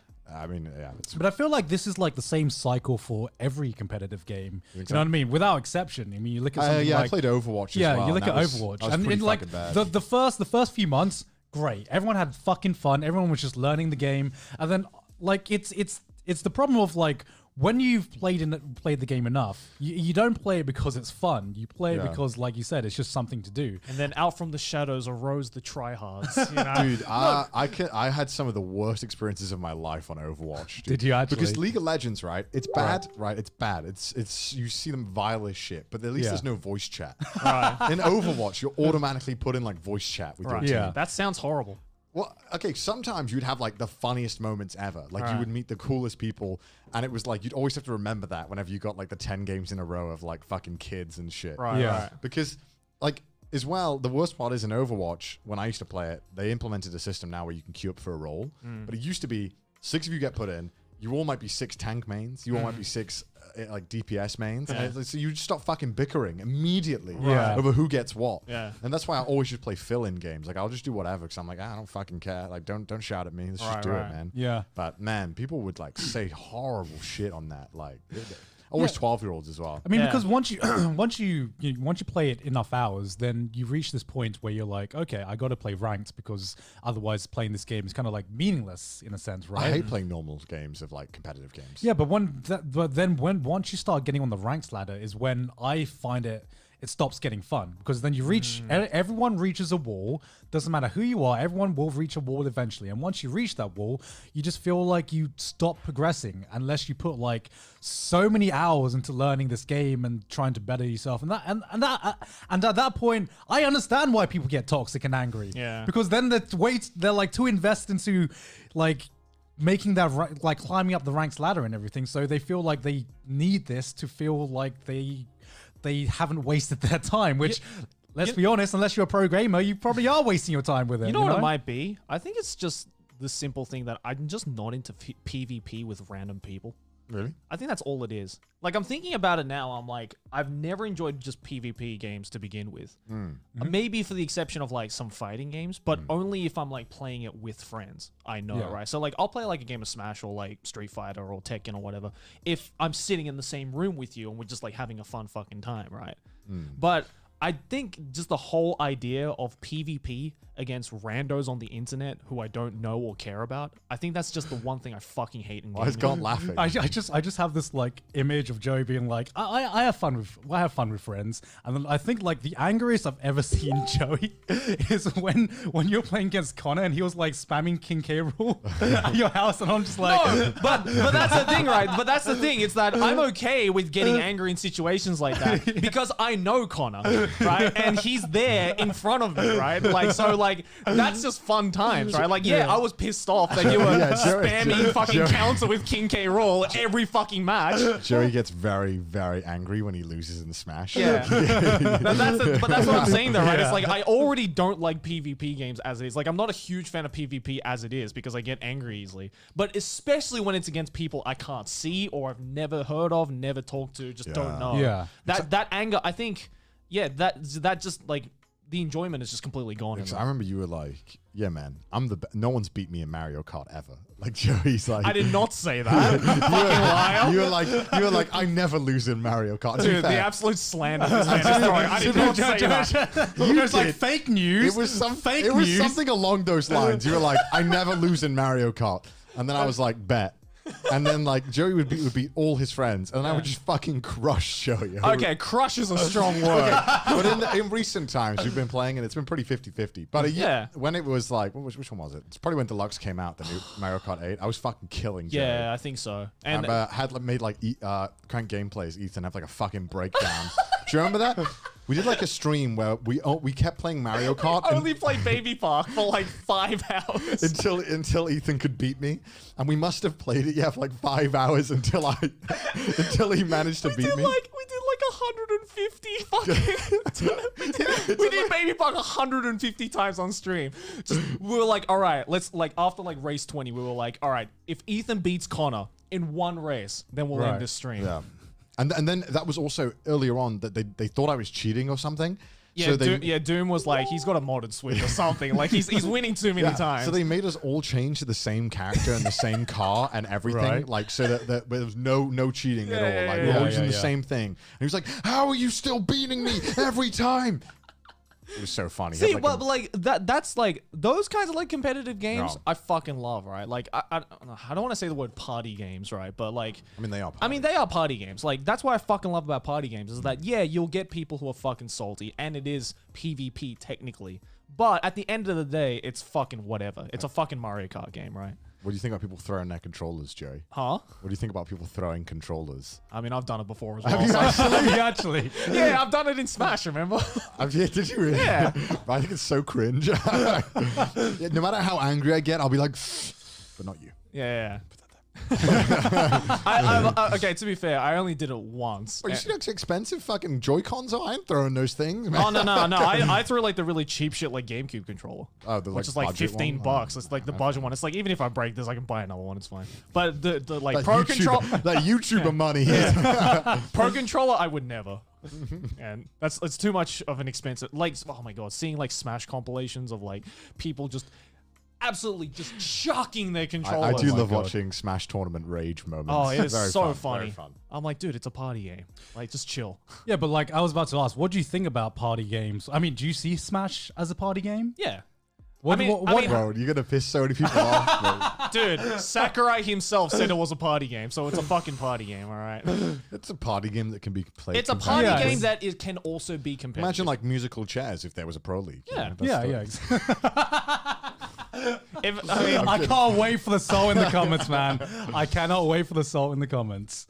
I mean, look, it's like look, it's not. I'm not saying that Smash is not a competitive game. Like it absolutely is. I fucking love watching the competitive scene of Smash Bros. Yeah. But it's a competitive game that can also be a party game.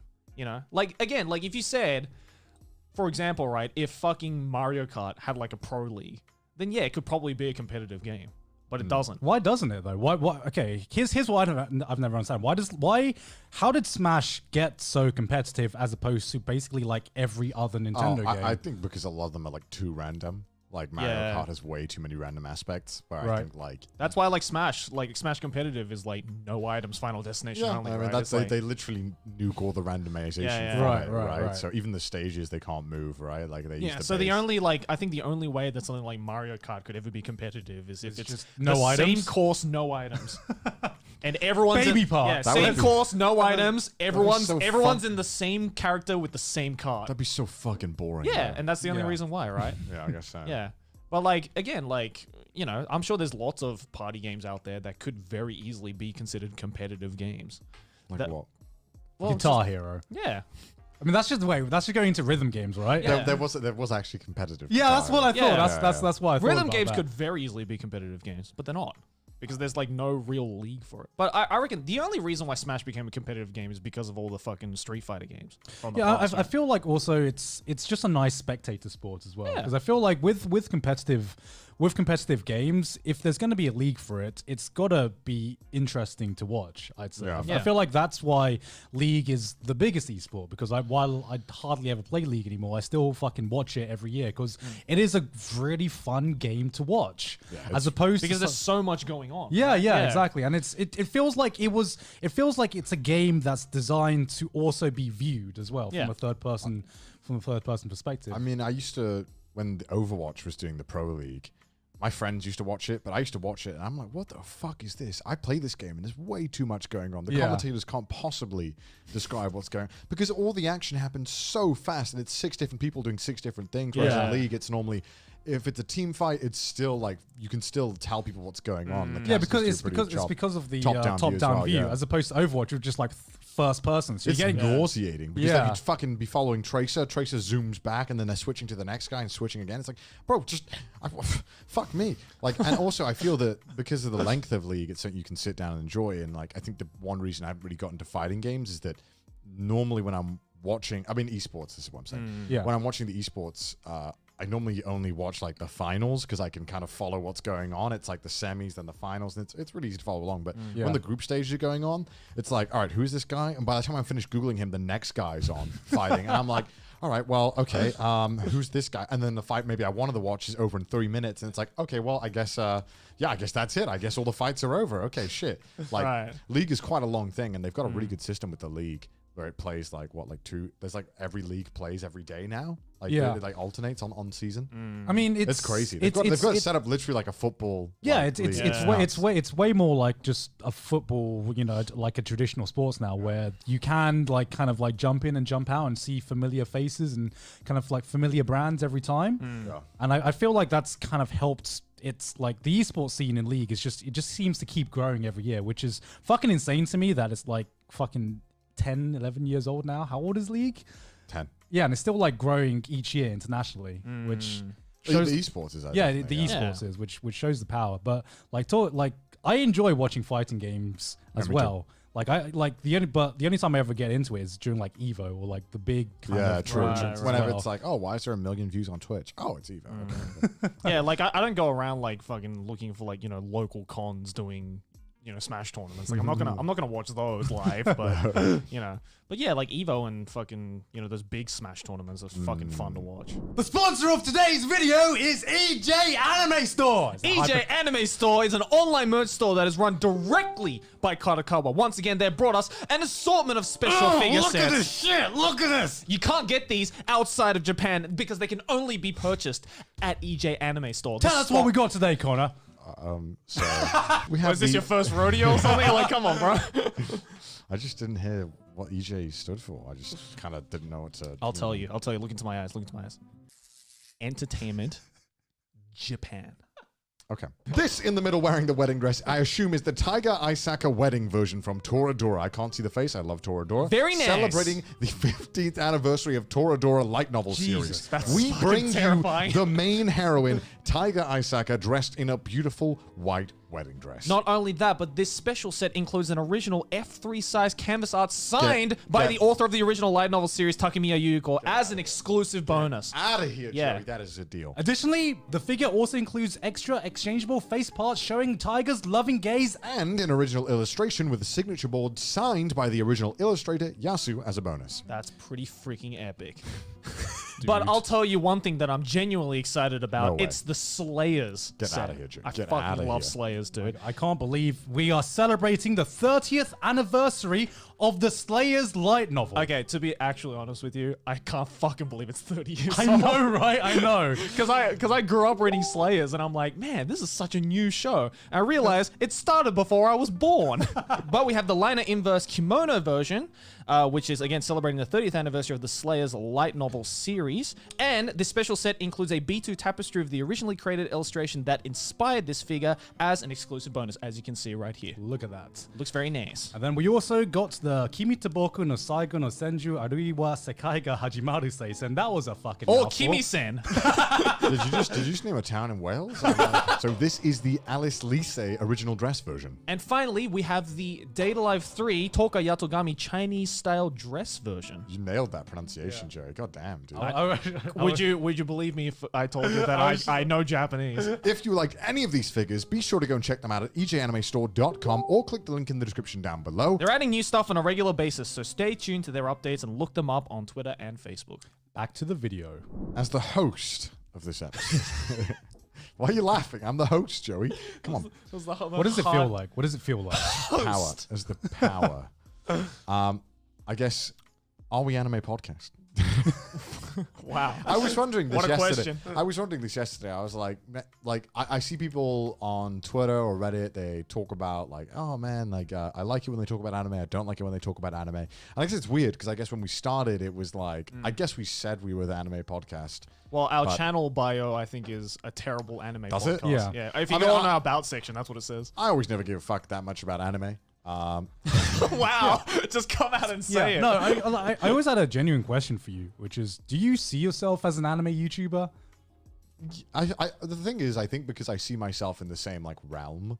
Yeah. With like those people. Well, because you hang out with us, right? I'm hanging out with you guys. I watch a lot of anime. I think because I make so many anime references and it's so much like anime and like, I guess, otaku culture in my videos. I guess I do, but not in the traditional sense, like because I don't make videos about anime. But But that's the thing, right? It's like nowadays you make any content that's like, even if you make content that's just like general otaku shit, like you or Aki. Yeah. just because like I think otaku just equals anime now. Well, I think the type of people who watch my stuff are people who consume anime. Right, yeah. right. But I'm not necessarily talking about anime. I don't know. It's weird, right? Because I've been like, as the OG anime YouTuber, it's so weird seeing anime content on YouTube nowadays.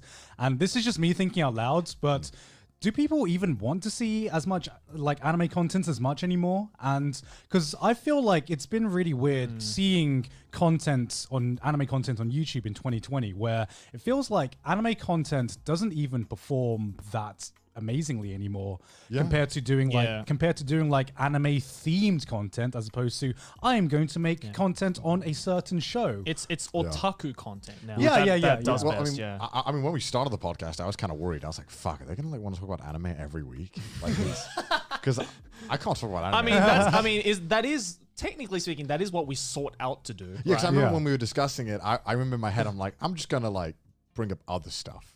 And like, we'll just see how it does, right? Like, well, it's so that weird. could have backfired so much. It's funny because the time I talked about anime most is on the podcast with you guys, right?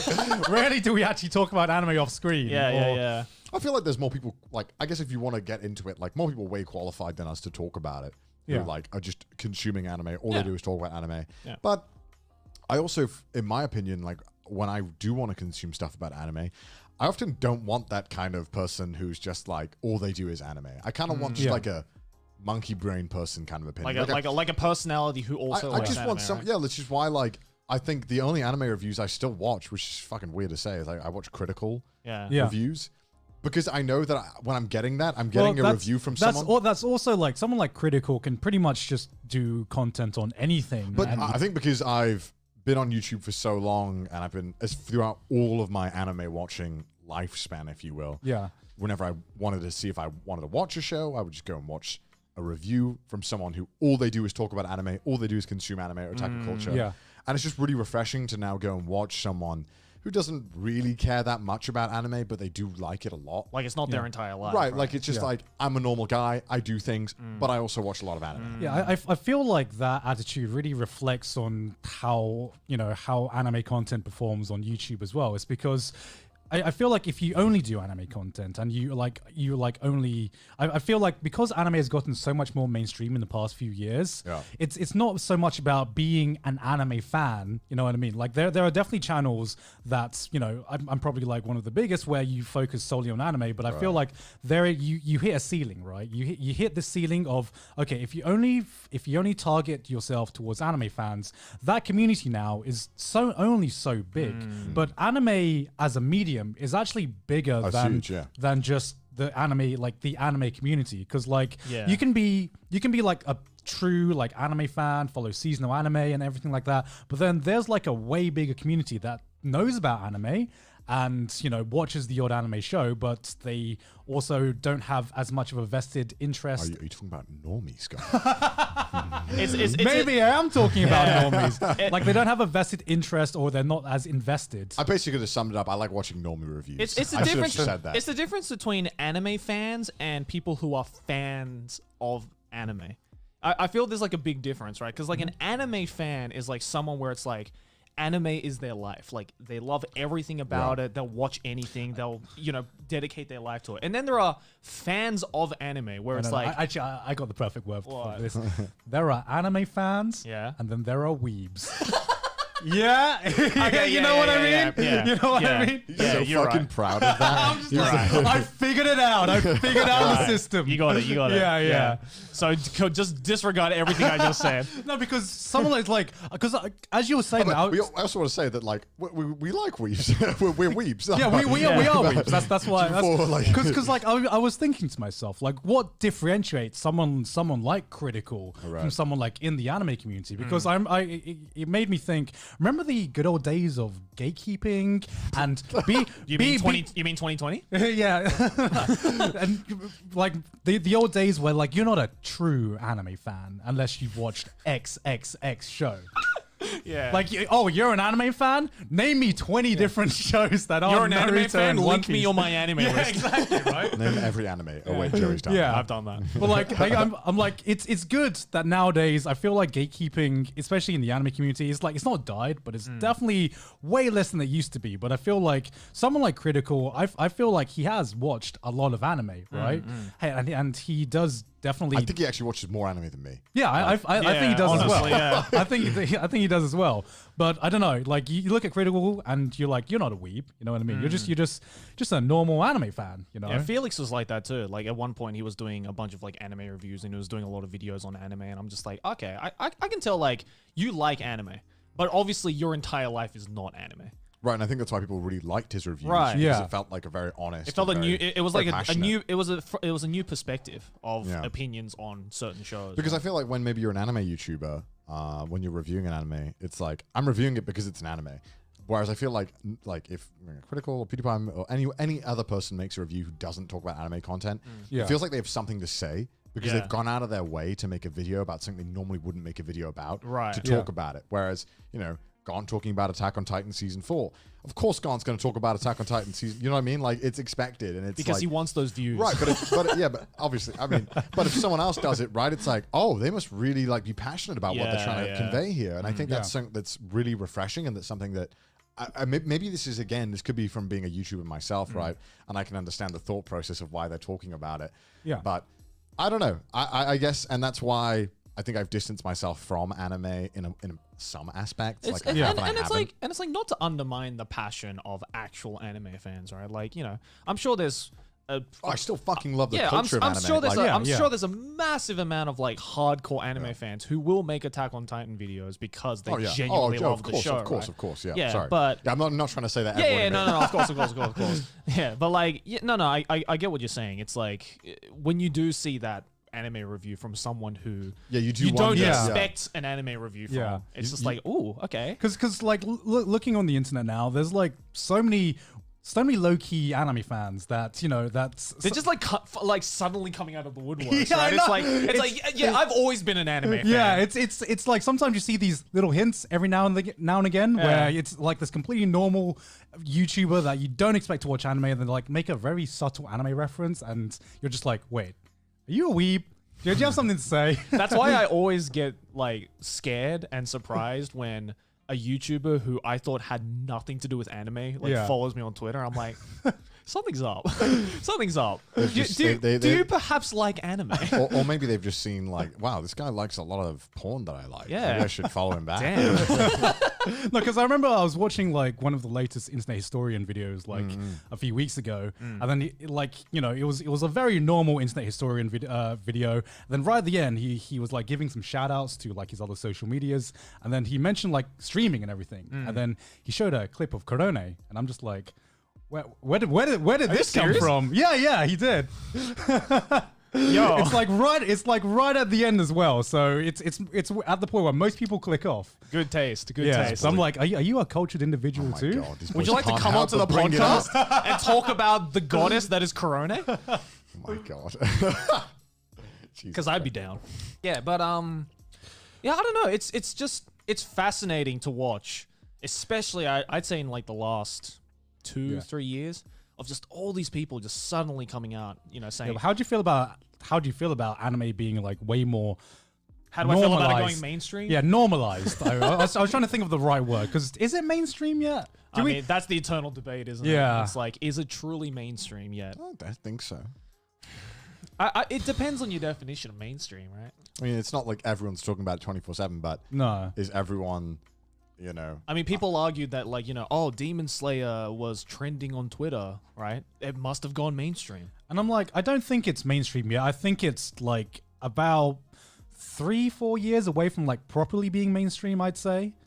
I don't know. I feel like every time there's a big show, it helps a lot. Yeah, exactly. It's certainly on its way. I mean, Attack on Titan season 4 will hopefully help a lot in terms of like, hey, here is a completed masterpiece.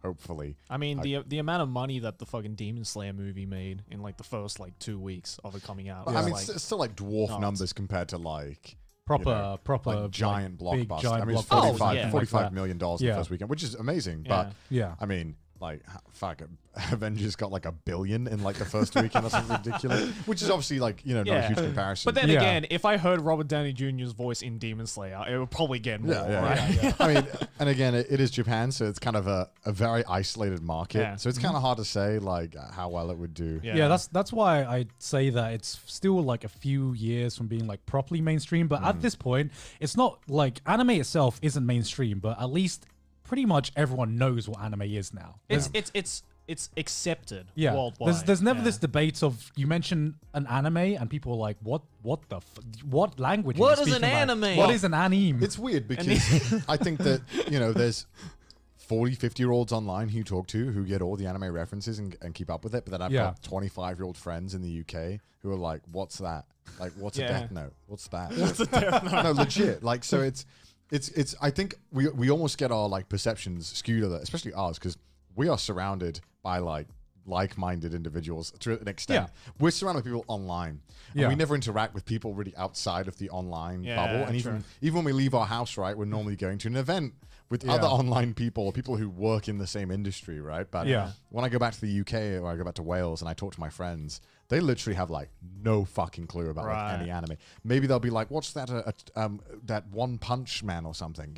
But the fact that they've heard about that is fucking massive. They might, but they're my age. I would expect them to be like, "Come on, you're 24. You should know what Death Note is. Come on." Yeah, I mean, like with titles like that, as long as you're on the internet, it's pretty fucking hard to avoid, right? I but like, it's weird because like when you go into those kind of social circles and you realize, oh, you don't spend all your time on Twitter and seeing all the fucking drama and everything happening on online. You're just watching fucking Love Island or whatever and just like happy with that, you know. God, I fucking hate reality TV in the UK. That's like a whole new world. But even some people that I know who don't spend any time on the internet and everything like that, still I've heard of some of these like bigger shows. Cool. And to me, that is still like a massive step than what it was even like 5 years ago and like going back 10 years because you had ago. to like seek out that shit. Like, Really really the reason dig I deep. started YouTube was to make friends who I could speak to about it. All right. And now I don't really want to speak about it. I mean, I do. I just fuck these friends. I mean, again, going back to the podcast, it's like I did want to speak about it, but I didn't want to make a whole podcast talking about it. I want to make a podcast and talk shit. For I mean, like I think 2 the hours. only reason why we labeled ourselves an anime podcast is because all three of us individually are already I like guess it was established in that field. I guess it was like a comfort thing, but then when we got in the flow of it, I think we realized that like, I think us just chatting is like because I the remember best. like when we first were conceptualizing this podcast, we were like, all right, let's just like maybe like the first like 10 or 20 episodes, we should like solely focus on the stuff that people know us for, and then maybe every now and then, the whole time I'm like, what the some other fuck? stuff. I do not want to do this. So we'll slide in some other stuff, and then episode 1 rolls around, don't mention anime a single time. I think we only talked about Attack on Titan for like 20 minutes in the first episode. I don't know. I've watched a lot of anime podcasts. You know, I mean, I watched. What do you think about them? Okay, well, this is the thing, right? There's only so much you can fucking say about anime, and Yeah. I feel like a lot of the times it's like 3 or 4 people who regurgitate the same point with slightly different wording back to each other, and like, yes, I agree. And it's like, okay, cool. I mean, some people are looking for that, but to me, it's like not exciting anymore. I don't know why. Yeah, because there's so much of it out there. There's too much anime, and and I've gotten to the point now where I don't really have as much time as I'd like to do everything that I want to do. Yeah. So now I just wait until the season's over, and I'm like, right. So what was the best show, guys? What was the show that was worthy? Because I feel like out of the 3 of us, I probably watched the most anime. Yeah, you do. Yeah. I'm the most normie here. Yeah. Everyone knows that. Yeah, and we got like a spectrum here where Joey's like, I don't even watch anime anymore. I just read manga. Yeah. Even though I'm like called the anime man. Yeah, he's the anime man who reads more manga than like anyone. Yeah, and I feel like 2020 has been the year where I have watched the least amount of anime like in probably like the last 5 years, and that's partly due to the fact that I feel like 2020 has just been a really weak year for anime. Mostly, it has, yeah. like some of it is not the faults of like the anime itself. It's just the world situation right now where it's just less shows being made. So it's been really weird because I've been watching less anime, I've had to find my enjoyment from like other things like VTubers and gacha games, and it's really like broadened my horizons to like other kind of anime subcultures and everything in like the weeb subculture and everything like that. The otaku, just overall otaku culture is like really just expanding, I think, just in general, with the success of, the aforementioned like VTubers and gacha games and all that shit. And it's just, I don't know, it's really interesting to watch, especially as someone who's been in that realm for most of my life. Yeah. Do you find consuming media in 2020 to be a bit just worse in general, just due to the climate of everything going on right now? I mean, I find that consuming media, period, has become worse in general. I don't know. Because because of 2020 or just in general? Just Like, in general. I feel like there's just too much media now. Like, I don't know. I think it has to do mostly with like the environment that we're like placed in, right? It's like for a lot of people, consuming media is really the only thing we can do to like. I think that's almost like a little bit about it as well. Is that 2020 has just been so? I mean, everyone can relate to this, right? It's been shit, right? Unless you're from the future and you're watching this, 2020 was a shit year. It's been kind of shit, and every time like I have free time to do it, I'm like, this is free time I could have been doing something fun and doing something in my life, but I'm just stuck here watching this anime. So I got nothing better to do. Yeah, and it's kind of sad. It doesn't feel like I'm really choosing to do it. It feels like I'm doing it out of like just obligation. Like default. Yeah, it's like I've nothing better to do. And woe is me. I can't enjoy anime, right? Who fucking cares? But like at the end of the day, I'm just trying to explain why. I guess my enjoyment right now of like anime, especially, it's probably been the thing that's dropped off most. Oh no, I've definitely like I hate to like admit it to myself, but I've definitely had a massive fucking burnout with anime. Like not only because like this year's anime has been kind of mid, but also just the fact that I don't know. I've just been doing this shit for so long now, where it's like, I made a video like 6 months into my YouTube career, like this is like 5 years ago now. Right. Like why I don't watch much anime anymore. and I in that video, I think it's actually still up. In that video, I'm just kind of like, I don't know, it's weird. I just started making YouTube videos and I just don't watch much anime anymore. I kind of watch like 2 or 3 a season at most. And then I realized, like, I thought that would go back to normal. Never did go back to normal. I've just been at that same stage the whole time. I feel like that's just the normal cycle of a fucking anime fan. What I realized is, like, when you first get into anime, or you have that period when you start watching a fuck ton of anime, I thought it would be like, okay, well, when you thought that would last forever? Well, I thought that, okay, when that honeymoon period, if you will, ended, I thought, well, maybe next summer when I have a lot of free time, it'll come back around. I told myself that like every year, it just never has. And I realized, this is just like the new normal. And then you wake up first day of the summer break and you're like, I have nothing to do. I feel like it was a real tell for me this year, especially when I always felt like I was behind an anime. Well, like I don't have enough time to keep up with everything I wanted. And then in the 1 year where you have the most free time to do whatever you want, it just like watching anime, it just felt like a chore at points because you're just like, I'm not taking a break from something else. I just feel like I'm doing this because I have nothing else to do. You start making excuses like, when you were back at school and you had to study, right? It's like I have to like clean my room. I have to go shopping. Just the existential episode of the podcast. Like, what are we here for anymore? What am I doing? Are we truly an anime podcast? Why do we watch anime? For fun? I don't know. Like, I mean, okay, like the by the time this will be out, the drifting episode will be out. Yes. And then, the Cali episode will be out. And then we're filming another thing that's coming out, soon. It's a pretty big deal. Second special over Second special. Like, I know we spoke about this on YouTube Burnout, but I feel like a lot of my energy that was once anime and consuming content has just been pushed in different avenues. Yeah. And I feel like that's... All my energy's been pushed into trash taste. I mean, and again, we spoke about that. I don't like talking about topics that we spoke about, but it's like, I guess I wanted to talk about this topic in general just because I know that we get a lot of comments being like, they don't really talk about anime anymore. But then there's also people on the other side of the spectrum. I feel like it's 50-50. Yeah, there's some people who are like, I fucking hate it when they talk about anime. Yeah. Like, I wonder, to the viewers, do you prefer when we speak about anime or not? I mean, we're going to speak about it regardless when we want to, but it's nice to hear your opinion. Yeah, we want to hear your opinions, but at the end of the day, we're going to talk about whatever the fuck we want to talk about.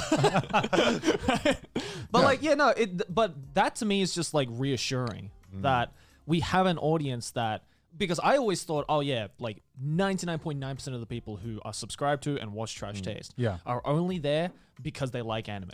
Yeah, right? I mean, I thought, I mean, when we started the podcast, I knew it was going to be a risk, being like, let's just talk about ourselves. Yeah, Let's just fucking talk about life, you know. Yeah. Because there's someone who's pigeonholed themselves into that side but of you've things. never really spoke about yourself publicly, and I just wanted to because I'm like, man, I feel like people have I this- love myself. I just feel like I'm a gift. And no. I mean, because on your chat, I really thought that as a YouTuber, there was like this image that people had of me, Mm-hmm. and I really just wanted to like talk about myself and help. Well, not help, just like I don't know, have this image of the image people had of me be more true. So when they watch my videos, you know, they might see me behave in a certain way, but when they go and watch Trash Taste, they know what I'm really like. They know what I'm chill, right? They know that it's like. Yeah, I'm well, I putting mean, it that's why I like to preface it by saying like. On Trash Taste, we're not the Anime Man, Giga, and Sea Dog. We're Joey Gunn and Connor. Yeah. Because like I like to think that how you guys see us on this show is is the closest to reality of how we actually are. Whereas like, you know, on our main channels, of course, like any good main channel, there's a performative side to it, right? Where it's like we're acting as like that character. I mean, my content on my main channel is like way different from anything we do on Trash Taste, and that's why like working on some of the more ambitious projects on Trash Taste has been like a breath of fresh air to me because it's just something different. Like the drifting video was, I mean, it was just a challenge all around. I mean, that was like. I mean, that was a challenge on every fucking end. I mean, we briefly talked about like how much effort we put in that video, but holy hell, I learned so much from just doing the episode and just seeing how much how all the little things you don't think about until the day of the shoot, right? By the way, go check it out if you haven't. Yeah. It's in the description. I mean, I really want to make more, but also want some more help because, like, I feel like being in charge of all the tech is so worrying. Because it's like, what is Joey's mic working? Is this camera working? We need to start hiring like we need staff. a PA. We need a PA. Hey, people living in Japan. Okay. We're hiring. Fuck, what were we saying? Fuck. About like is Trash Taste an anime podcast or not? Right. That was we're just talking about the evolution of the anime community in the past years and how like popular it's gotten. So like, here's the question: where'd you see the anime community and the anime fandom in the next few years? It's really hard to say because I mean, honestly, same. I think it'll be the same-ish. You think it'll be the same? I think roughly. I think it'd be the same, but definitely we're gonna start to see more, as you put it, weebs than actual like anime fans, right? Like because I feel that the whole genre of anime fans is kind of like, I don't want to say it's dying, but it's slowly becoming not as like in the spotlight as was before. Right? Saying you're an anime fan is sounding more and more like you're just saying you're a gamer. You know what I mean? I remember, it just means nothing because everyone's a gamer. You know what I mean? I mean, I remember when I used to play online games like League of Legends, and I would make like a weeb joke or whatever. Yeah. And then, like people would be like, "You're a fucking weeb. You're disgusting." But now it would be like one person in the lobby who doesn't know the reference. Right? Yeah. Yeah, I mean, I genuinely don't think that much will change. Soon we're gonna be calling ourselves otaku girls instead of gamer girls, right? Yeah, I'm an otaku. I wonder, do you ever think that maybe like the degenerate side of anime might hold it back from going more mainstream? No, I feel like that subculture is always going to be there. Yeah, because if anything, it's grown. Yeah, because right now, it's like people were scared that anime becoming mainstream would make this degenerate side of anime like kind of calm down a bit. But if anything, just because there's so much more anime being made nowadays, you don't really have to pick and choose. Who the fuck thinks that it would calm down the degenerate side? I mean, I've seen comments online to be like, I think the general stigma is that. Oh my god! But as someone who is in the degenerative how much side, Pokemon porn there is? That shit, that stuff doesn't chill out with more people. As someone on the degenerative side, like seeing all these like new faces come into it, these just so wholesome, like just pure-hearted people coming into it, being like, "What is hentai?" And I'm just like, "Let me show you." Let me open your world. Yeah, I'm like the Joker in that case, right? Like I love seeing people suffer through this, just like realizing that the world that they're living in is actually burning from the inside. Right? It's like Joey just wants to see the world burn. Yeah, I love seeing the world burn. Alrighty then. Just be like, let me teach you a little thing about Dojin codes, okay? Yeah, no, but I feel like because the big change I've seen is not in like not in the content of anime that's being made, but just the sheer amount of anime that's being made. Like this season, we have like 38 fucking shows airing the season. I just couldn't give a fuck. Which is like, if you try to keep up with everything, that's watching 3 seasons of anime in one fucking week. Who the fuck's doing this? You know what I mean? Because 20 years ago, I think I remember this from a video I made. I think 20 years ago in like early 2000s. Yeah. Each season we had 7 Yeah. shows. Wow. Yeah, which is much more manageable. Yeah, there was a period like 10 to 20 years ago where you could legitimately follow everything that was going on in the season and be kept up with like the conversation with what was coming out, because there wasn't that much to watch.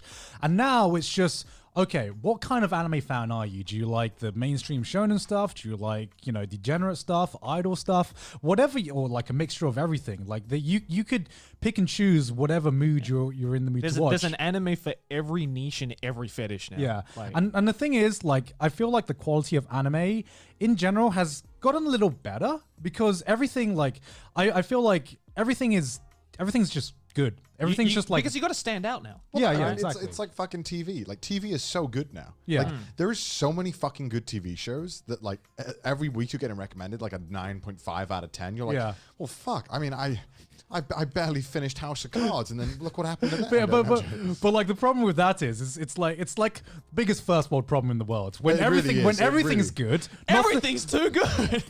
when everything's good, nothing stands out anymore. Like sometimes I watch a seasonal anime now, and it's like this is like the biggest 7 to 8 out of 10 in a seasonal anime, and I just forget it. And I compare like these like what I would call now like average shows, and I compare it to some of like the kind of like the mid shows that I would watch back when I was getting into anime, and they're like way better. But for some reason, I remember watching it like a show like, off the top of my head, maybe something like Darker Than Black, which is also, I fucking enjoyed that show, but it's like I think back and I'm like, if that show aired nowadays, it wouldn't stand out at all. Yeah. That's the thing, right? I it's love like that show. Yeah, that's the thing, though, right? It's like, you know, normally in an out of 10 rating, 5 is the average. Yeah. And it really says something when nowadays 7 or 8 is the average. This episode is sponsored by Skillshare.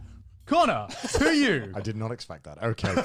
This holiday season, give the gift that means more. Get creative and learn how to make the perfect handmade gift with Skillshare's online classes. Skillshare is an online learning community that offers membership with meaning, with so much to explore, real projects to create, and the support of fellow creatives. Skillshare empowers you to accomplish real growth. We've all been learning how to read script, and it's going great. List multiple topics.